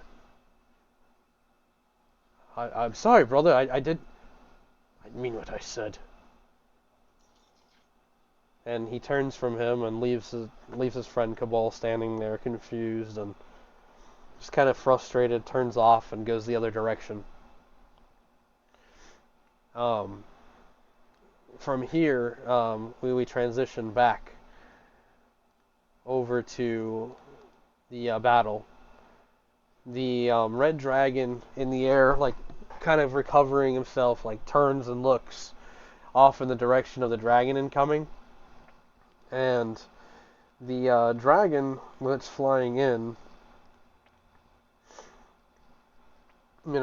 starting to close in on the red dragon, readies itself for its attack, and the red dragon turns his head into your direction. Fen sees you coming and makes the split decision to charge his attack, and he's going to fire down right at you.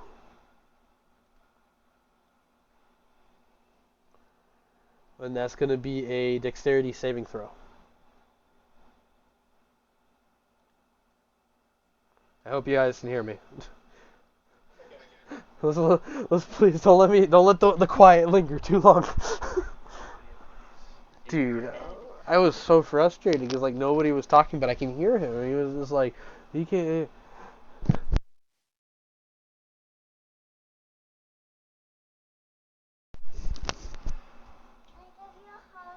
Sure.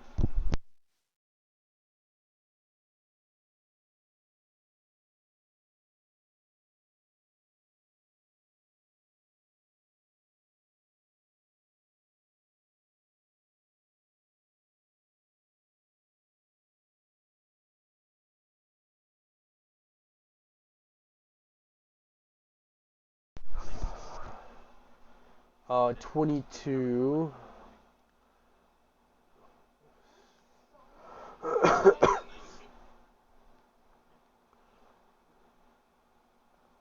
22 will pass. Doesn't mean it's going to be a light hit here.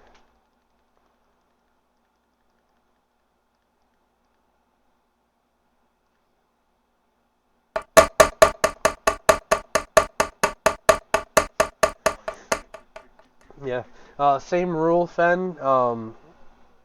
Immunity to fire, resistance. Resistance becomes none. 64 points of fire damage.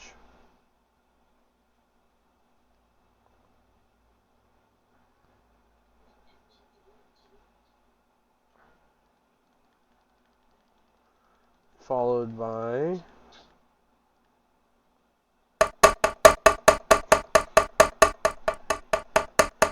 this dice rolls is probably what's messing up everything. Yeah. And then 75 points of bludgeoning damage on top of that. The blast builds up and he fires it straight down. It impacts you and some of the building beneath you crumbles under your feet. more screaming from indoors as like people panic and try to run and get out of this devastating explosion. Hugh, below, you can see some of the soldiers cower and take off into the like the alleyways and take cover.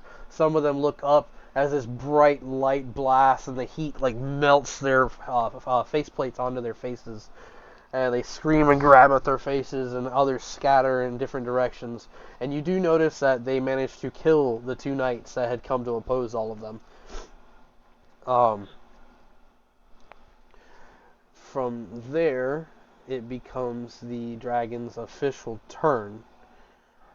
He whips in the direction of I'm going to say it, the hollow dragon, and you hear him shout, Fenrir, "I locked you in that hole for a reason, boy!"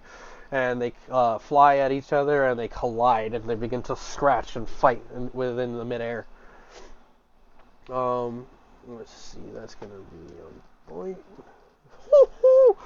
He tries to take a bite at the hollow dragon. The hollow dragon just like dips his head back.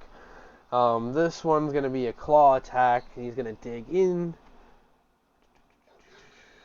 24.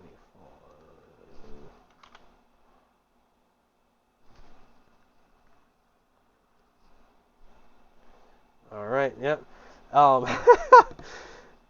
He's entangled with the dragon, right?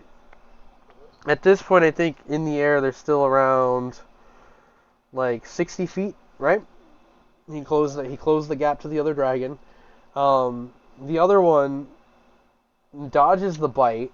You notice that the Lord North like tries to scratch at the chest of the hollow dragon, but it just kind of like scratches against metal, and it doesn't seem like it does very much. And then when he goes in for another attack, the other dragon catches the hand and like squeezes. From there, it is now the other dragon's turn, and he responds in this odd metallic voice. "I will no longer continue to allow the torture of my people. We will take back Sweetwater this day from tyrants like you." And with the grip he has over the Lord North, he beats his wings and pushes him down in your direction.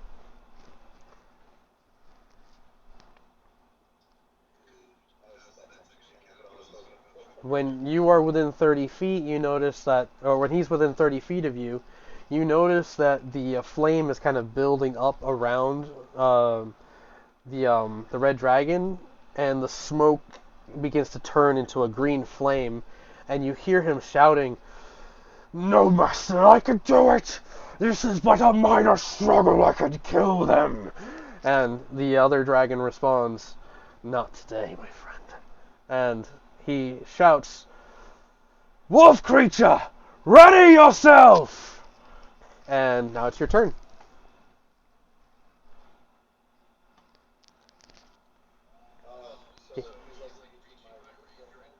He's definitely getting close. He's within 30 feet in the air.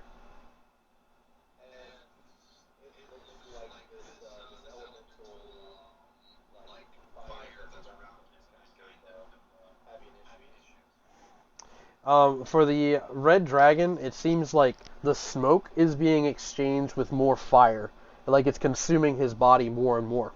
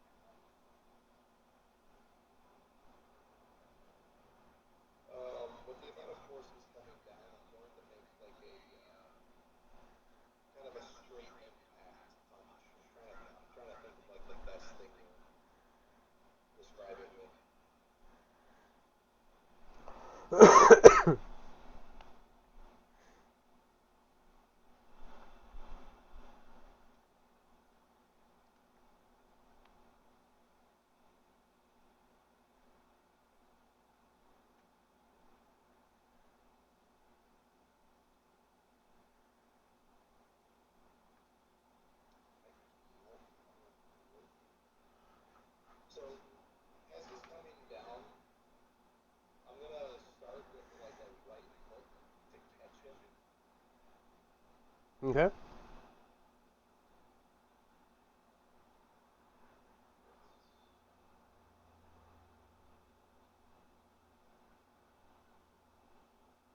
That's a 34.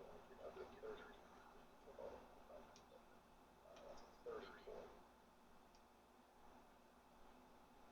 a 34. Real quick before you do that, I'm gonna do something that's actually gonna help. Let's see.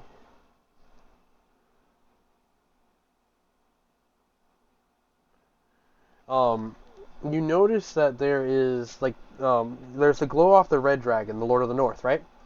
The green flames, consuming the smoky color that he's emanating, and along with the red skin, it's charcoaling away. He's becoming a black dragon, completely. While the other one is holding the light that's radiating off of the hollow dragon. It seems to be emanating and consuming over the red dragon.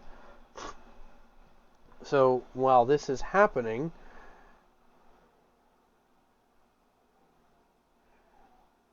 you have advantage on your roll here.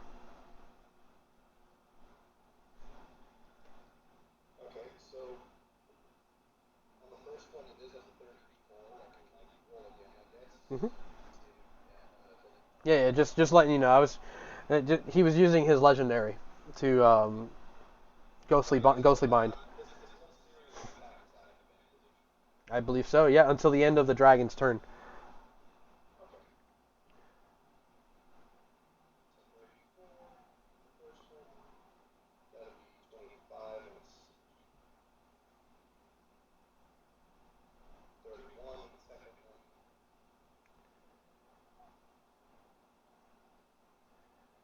And 33 on the third one. All three hit. All three hit. Hmm.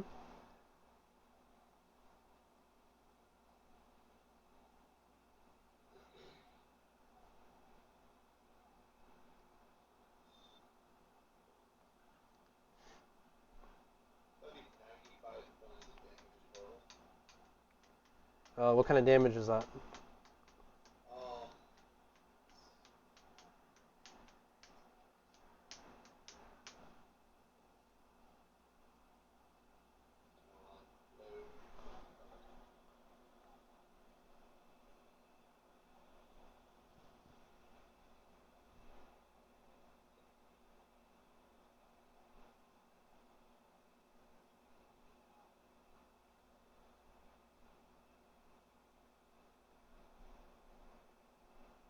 load. That'd be like 75 points of damage. Slashing.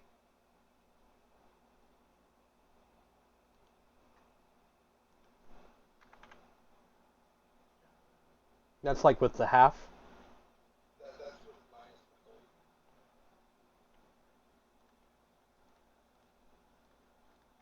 I'm looking at every second two dice there, minusing off that total there. That's like 20 points. All right, so you clash into him. You start ripping into him as you guys are in midair, because I assume you're going to latch on with the other dragon, right? Yeah. So between the two of you, you're doing all this. Are you taking any other actions? Other than those three attacks, I can make my bonus attack because I'm actually close up this time.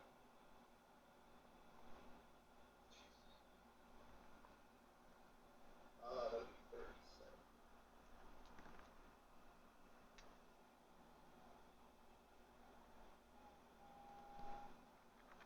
To hit, right? Yeah. Yeah, that hits for sure. That'll be 30 points of slashing.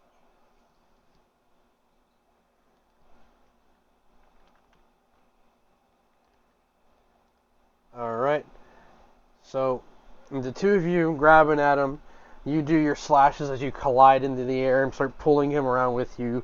The momentum kind of swishing you guys into the air, spiraling.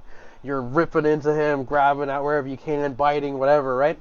And as blood begins to streak through, you see that you guys are pulling pieces of his scales off, and flame is like starting to kind of consume around him. And you see that his eyes are starting to turn the same shade of green, and he's shouting out, "No, master, I'm not ready!" And when he tries to shout out, the other dragon reaches into his mouth, pulls the tongue against the cheek, and just rips his tongue out of his mouth.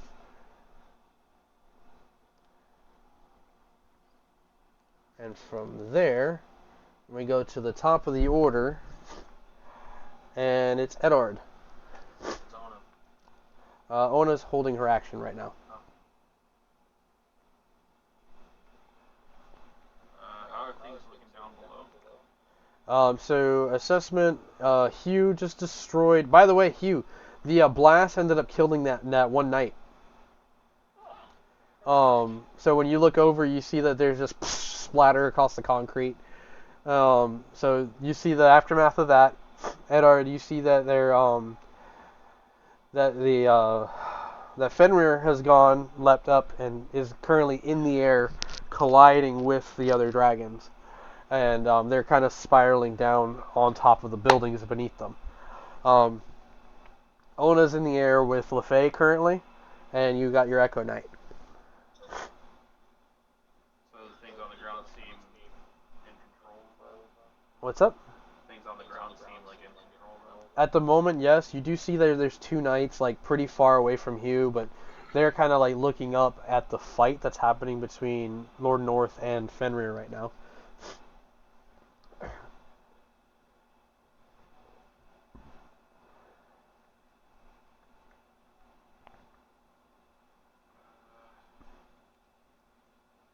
How far are they? What, Fen? Yeah. Like close to 80 to 90 feet.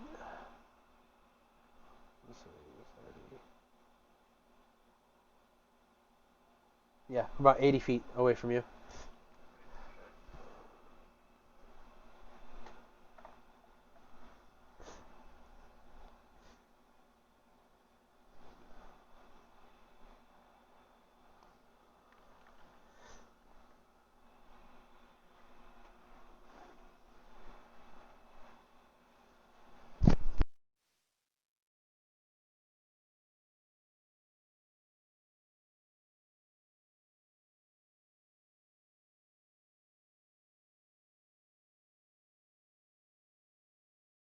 Not necessarily that it looks like it's pulsing and getting ready to explode.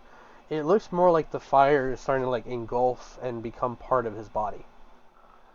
And like again, you got two muscular creatures like grabbing at this guy and like pinning him, and he just can't move.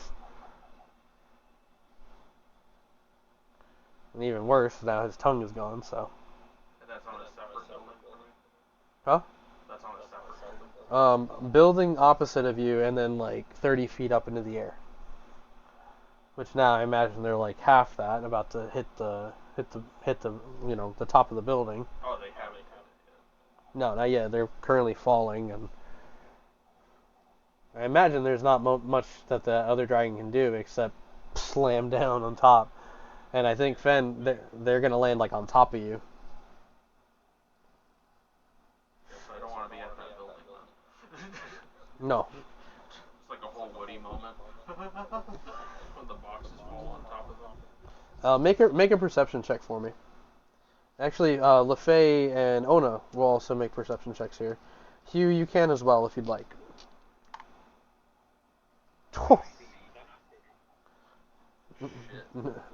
Ona got a nat 20. Natural 20.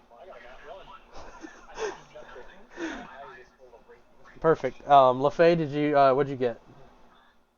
26. Okay. From your perspective, Ona especially, Edward especially, let's see how badass we can do this. You see, Edward, on the left side of the building, the floor just beneath like the roof, that there is a girl with a little doll looking out the window. It's okay, we can leave her there. And then LaFay, in the room over next door, you can see a dog tied to a table, and it's like moving around, like trying to get out of that situation. Save the dog, leave the girl. And Ona's just shrieking, "Save them!"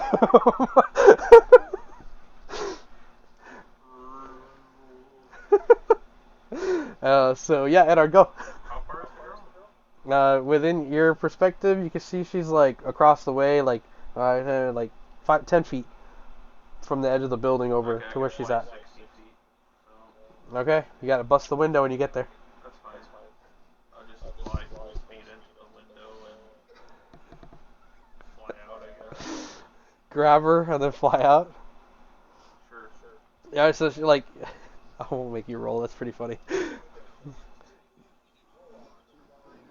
Yeah. Plus, I got the shield, so like it can probably block most of that damage from me if I take So any damage. you barely had to fly. You just like jumped off, Captain America style, rolled into the building, turned to look at her, and she's just like, "I want my mama."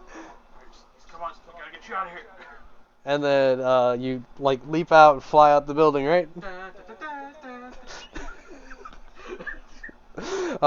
From there, it goes over to Hugh. I imagine you're flying as far out as you can, right? Yeah, I'll just fly out away from that building. Yeah. So I think that'll only be like 50 feet away from the building, I think. Hugh, you see that there is like a pair of soldiers like running in your direction. They just look like regular guys. And one guy is just like, he runs past the other, and the other one stops and he looks at you, Hugh, and like he shakes his head like, "Fuck!" And he like runs over to you, and he's just like, "Civilian, you have to get off the street! Let's go, come on!" And like he like grabs you and tries to like move you away. It's your turn now that this guy's trying to move you. He couldn't budge you, so. I'm gonna hold my ground and ask him, where am I supposed to go? Just come on! And he's like kind of like trying to guide you away from like the dragons that are currently about to fall on top of that building nearby. Oh, look at that. Just look at it. Out of the way. You just get. So like you just gotta like move away as much as you can, huh? Yeah. Okay, solid. Him seeing you like you won't budge any further. He's just like, "Good luck," and he just like goes running off.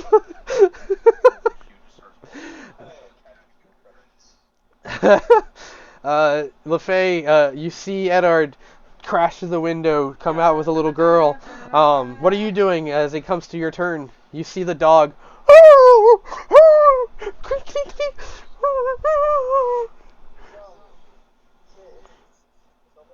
Yeah, it's a little wiener dog.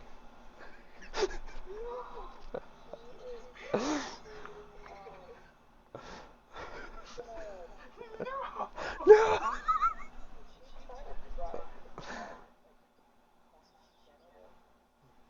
Yeah, it moves up to 150 feet. You can definitely pull up next to it.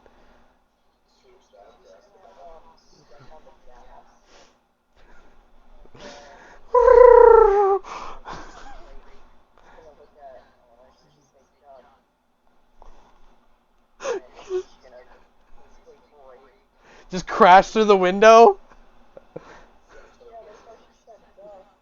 Oh, so... Okay, the dog definitely like runs away from you and starts pulling in the other direction. I need you to make an animal handling check for me.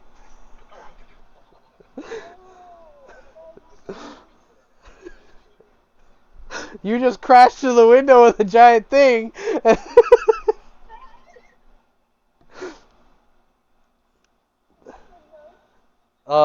You're good. The dog is terrified, and you scoop them up, and they start to bite your arm.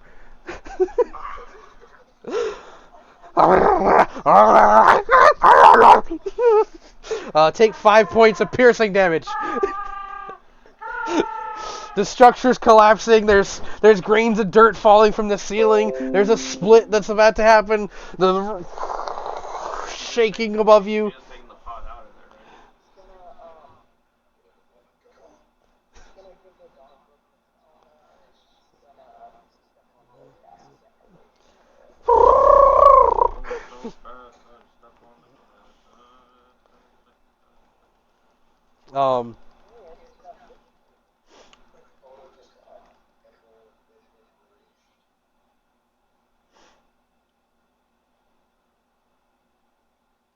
rage. um, the clouds in the sky have dissipated almost completely, and the ray of sunshine beams over the town of Sweetwater. Out in the distance, heading off to the west, you can see in the air the Moonstone Dragon fleeing from the town. Soldiers down below continue to kind of go in their own directions. There's shouting and yelling throughout the town, screaming. The rumbling of the buildings as these three massive creatures are about to descend on top of this building. The red dragon, unable to move, squirms and moves against your grip, Fen, and unable to speak any words, he just closes his eyes.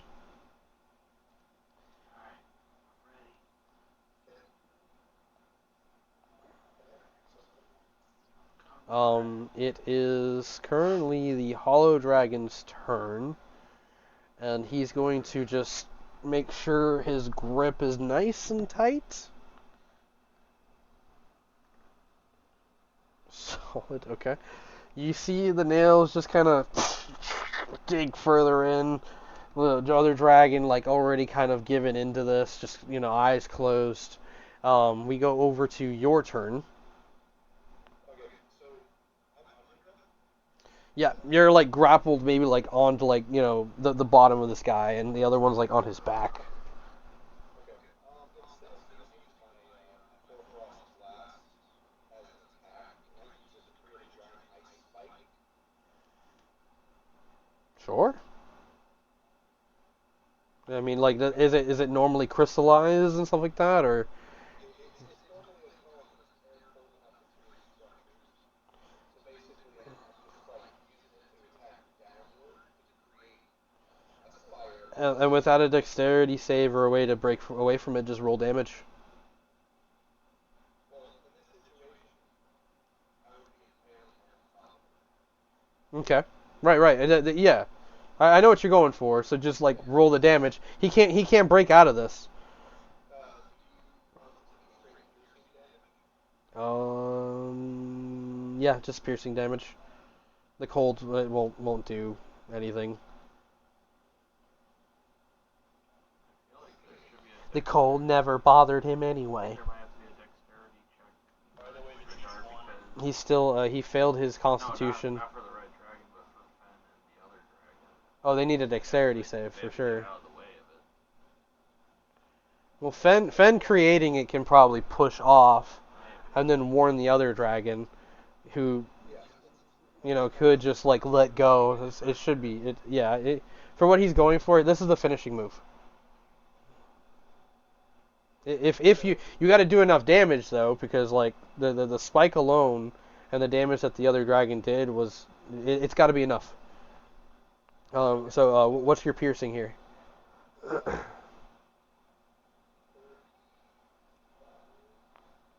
34. Yeah, it'll be 34 points of damage. And as it would impale him, my next action would be to kind of drop to the side of this fire and pull him down to drag it into the fire Okay. as an attack. So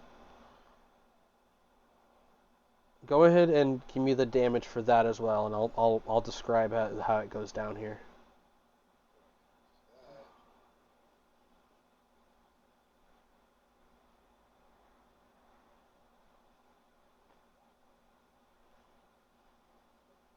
Another 36 points of damage. Okay, that is enough, good sir. So, you have him in this grip, you're falling, right? And you might, like, just kind of let go, shoot the beam down, and as you guys are falling, this thing formulates, and I assume you're grabbing him, like, by like, his head?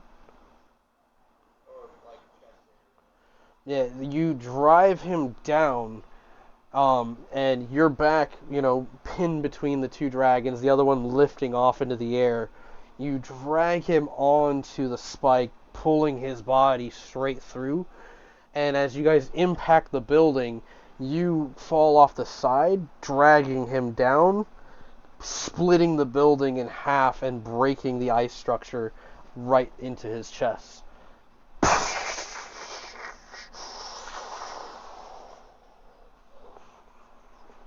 With the ice still like poking through his chest, he like lays there on his stomach. You drop what's left of him, and he seems to have like just a bit of life left to look up at you, and then his eyes just go cold. And then nuclear explosion. kind of like slow standing out of the cold smoke that's there, the fog green from the instant creation of the ice kind of rising up out of that. Just kind of a victorious roar into a howl. Solid. It echoes out across Sweetwater. People stand in awe that are within sight of this moment. Some of them kind of look at the body of the Lord of the North, and they start to cheer and triumph as you guys defeated their, their captor, the oppressor, and the hollow dragon lands a couple of buildings away, just kind of watching you. And as the people kind of come out of their hiding, out of the buildings, they look up at you guys all within the town square, and they kind of start to cheer and triumph, throwing things at the body of the Lord of the North. And then the body begins to engulf in the green flame, and the flesh begins to dissipate until there's nothing but a skull husk with the green flames emanating out of its eyes. And you all hear a voice in your head say, "Shut up, bro."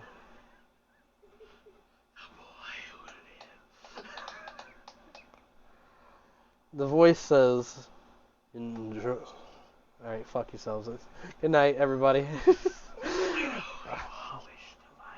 Yeah, the body disappears, game over.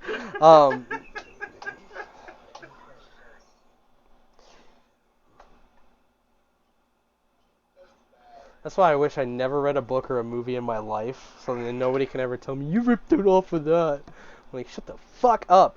The voice comes into your heads, and you hear, well done, initiative. We'll be facing each other soon. And the body dissipates into complete ash, and the remains of Lord North are no more.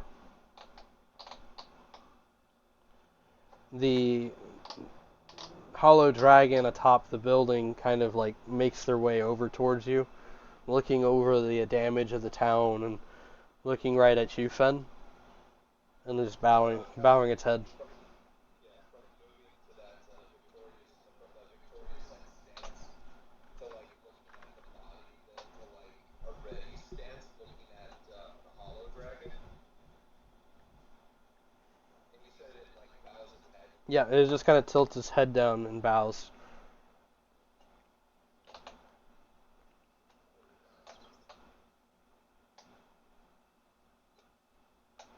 Uh, 3 rounds?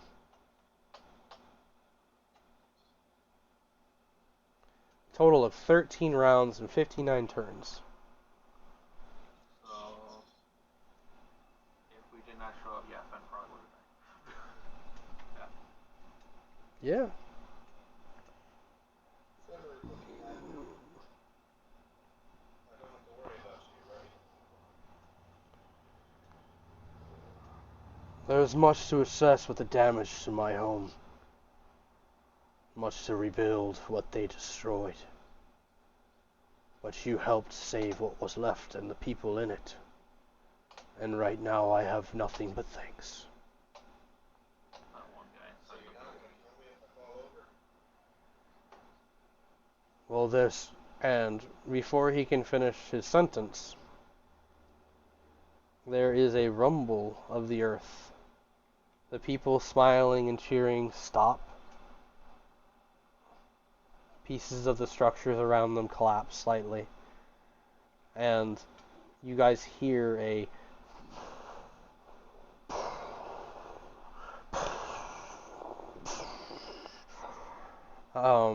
Fen, LeFay, from your perspective, you can make your perception checks.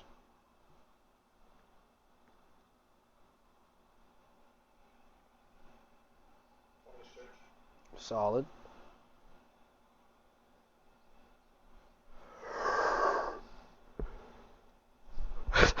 LeFay sees everything. It's safe to say that all of you can see this. Wait, what was rolling? It's like they can, yeah, they both can see. From your perspective, you're kind of blocked by some of the bigger buildings. Even Fen himself, towering there, kind of blocks your view a little bit. You would have set the girl down, right? Like having picked up the girl, right? LeFay, you still have the dog, or Ona still has the dog in her hands, and it's just shaking. The little girl, like, on the ground with you, she's like looking around, and she's got like dust all over her face and tears, and she's just looking around confused. The ground's shaking underneath your feet. Ona like shakes her head. It's not over yet, is it? And sure enough, off in the distance, you see the ground split open, and the head of the cave carver bursts out of the ground, lets out its roar, and off in the distance you can see that the chromatic shine, kind of glinting blindly across the land, charges forth and gets into an entanglement with this other creature. Each time one of them steps down, it kind of shakes the town a little bit. The hollow dragon shakes its head, looks off in that direction, and then looks back at you. Do I even have to ask?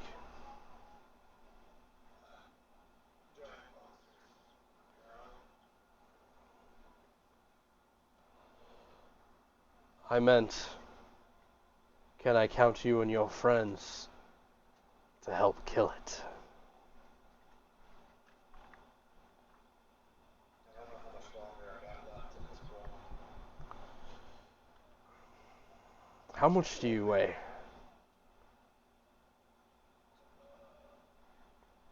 Fenrir spent his whole life throwing people. Now a dragon's gonna throw him.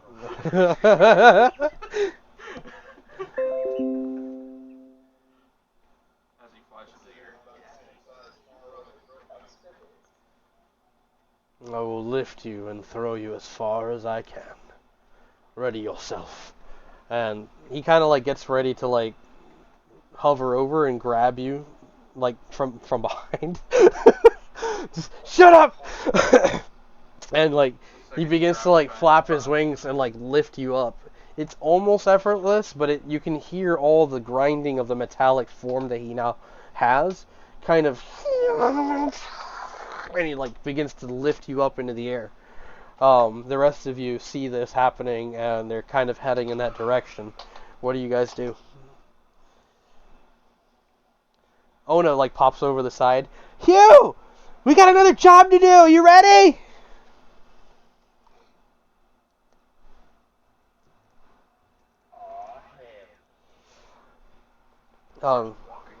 Yeah, she like LeFay, you see Ona hop into the front compartment as she like disconnects and descends down towards Hugh. And she like kind of squishes aside for Hugh to fit inside. And she's like, "Here you go, but I'm driving." That's fine. I would say it's a little bit away from me. What's Everything's What do you mean? And she like starts to ascend back up towards LaFay. Um, I'm assuming you guys are gonna follow after. Say I have an aim now of a small star. Um, seeing the pod connecting, um, Ona like pops over to look for you, and the young girl down below, she's just kind of scared and lost, and there's people who are looking like like scared, and soldiers are shouting to each other, and they're just like, you know, we have to reinforce the walls. Off to the west, let's go. And you see that like down like the road from you, there's a one of those knights just kind of like walking, and they seem like they're like lost. Some of the other soldiers are like surrounding them, and they're just like, "Here's another one! Let's get him!" And they like start throwing shit at him. Some of them come up and they start hitting him with swords, and like he just like falls down. And he's like trying to defend himself against them. And the girl is just kind of like looking around, confused, and she looks up at you. I want my mom. Is there any soldiers nearby? Huh? Any soldiers nearby? There's a couple, and they're looking like they don't really know what to do at the moment. Just kind of take her over to one of them. Just like, I don't know where her family's at. Uh, watch over her, help her if you can.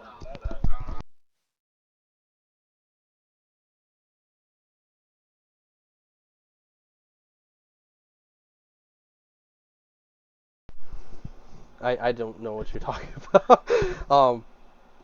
Uh, going up to the soldier, they see you, and they're just like, when will it end? Oh, where are your parents? She's just like kind of like Hey, um, just fuck, dude. Just the girl just kind of like accepts what's happening right now. Dude, you good? What's going on?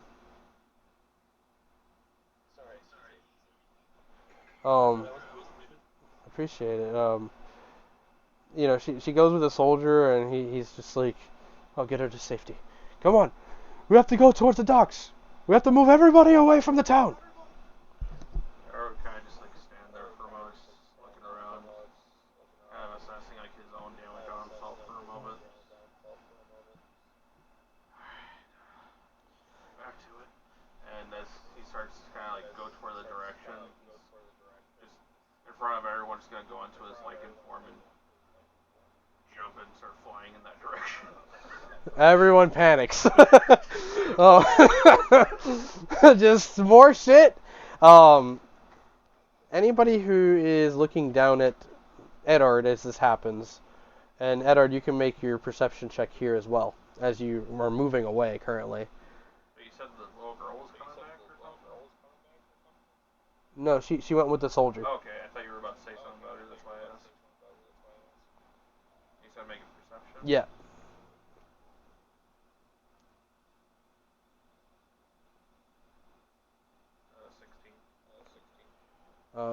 16. That's pretty solid. Anybody else want to make perception checks here? I would say Fen, you're kind of like off range of what's happening. Actually, you know what, Fen, you can roll. You can roll. 11. Solid. You get a 10 or above, you guys are good. Um, Solid. From your aerial perspectives, or as you guys are flying over the town, looking down, you can see a lot of soldiers kind of like moving and dispersing, holding the front lines at the gates, and some of them are like arguing with each other. There's even townsfolk people who are fighting amongst each other within the town itself and other places. Seems like whatever happened here didn't really affect them as much there, so there's still a lot to deal with. But the most curious thing that happens is some of the soldiers who are pushing back, and you notice the one that's down the street when they're beating him.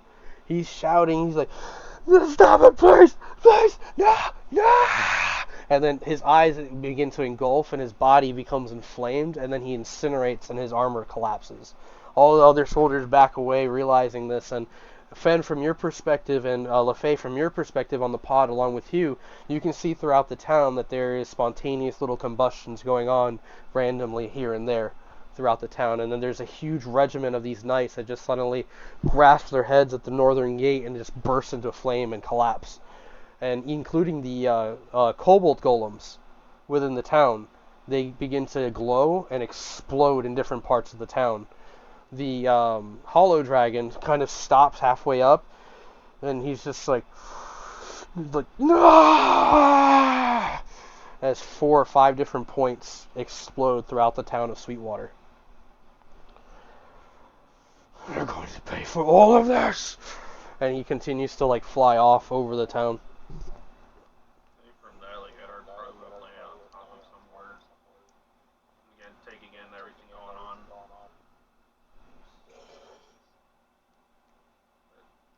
Immediately starts looking at it, so that he has to like, okay, you don't know what's going on here. And he'll kind of just write out a message down real quick. Or he'll write out a message down real quick, yeah. So as you're writing the message, the rest of the group watching Fen get carried off. LaFay, are you following after, or are you waiting for Eddard?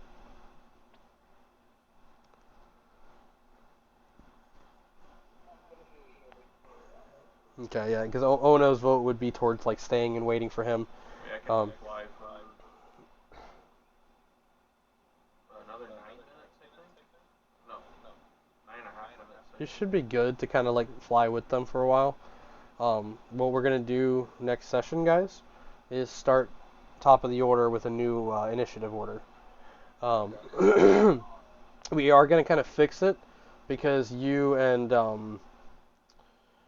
no, the movement speed would be a little slower. So I guess like we'll leave it up in the air. But you write the letter, you send it off, you take off after the pod, and all of you flying after Fen and the others, you can see that the the colossal creature is engaged with this giant Jaeger-like creature, and as they begin to fight, and you guys look at the intent to battle this giant monster, we slowly fade back to what looks like a pool of water full of stars.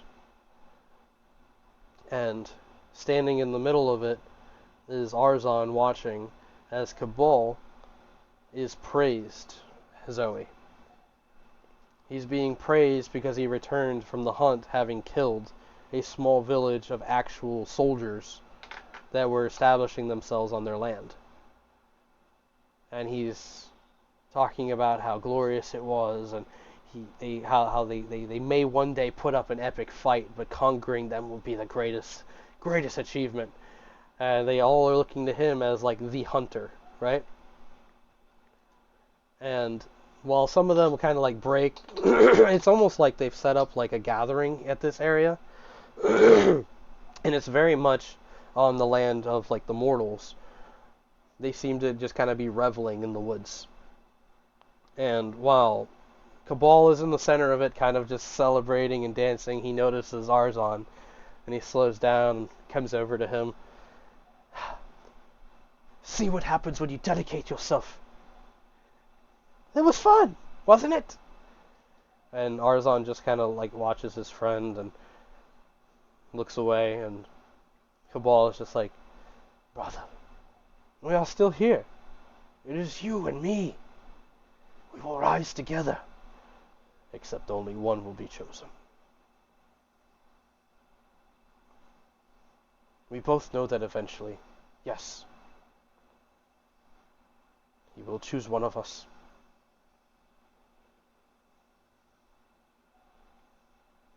And I'm glad that you're the one that I get to compete beside. Us always bettering each other. And when Arzan looks at Cabal in the eyes, Zoe, you recognize the same look of pity he had when he found that child out in the cold with his parents. That look of just pity and disgust, and like he's something to be swatted aside. He smiles. Of course. Cabal hands him a drink. He raises the glass, and they drink to Asmodeus' name. And Cabal turns and he goes over And he greets his other brothers, and they take him, and they all start to dance and jive together. And you see that the Aranus, the mother figure to Arzan, sits down next to him, looks off the opposite direction, and just says, "You saw it too." "Yes. He may have strength as a warrior, but his heart, he will choose them.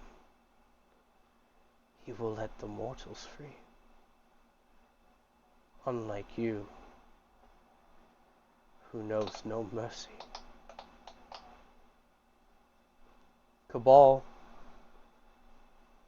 smiling and laughing with his other devil friends, they clasp him on the back and turn to their drinks. And coming up behind him, Arzan turns Cabal and strikes him across the face. Cabal starts to block against it, and he continues to assault, moving faster and faster and faster, breaking his guard, at one point taking his arm and snapping it. The elder comes over. "What is this madness?" And he continues to just smash and push and grind him into the dirt, then grabs a stone and begins to bash his head and push and skull and popped, and completely obliterates his own friend. Covered in the blood of his own friend, he looks at the Grand Master and he says, "Now I understand." The Grand Master smiles. "Good." And Arzan, wiping himself, turns away from his friend's body and looks ahead as he envisions his reign.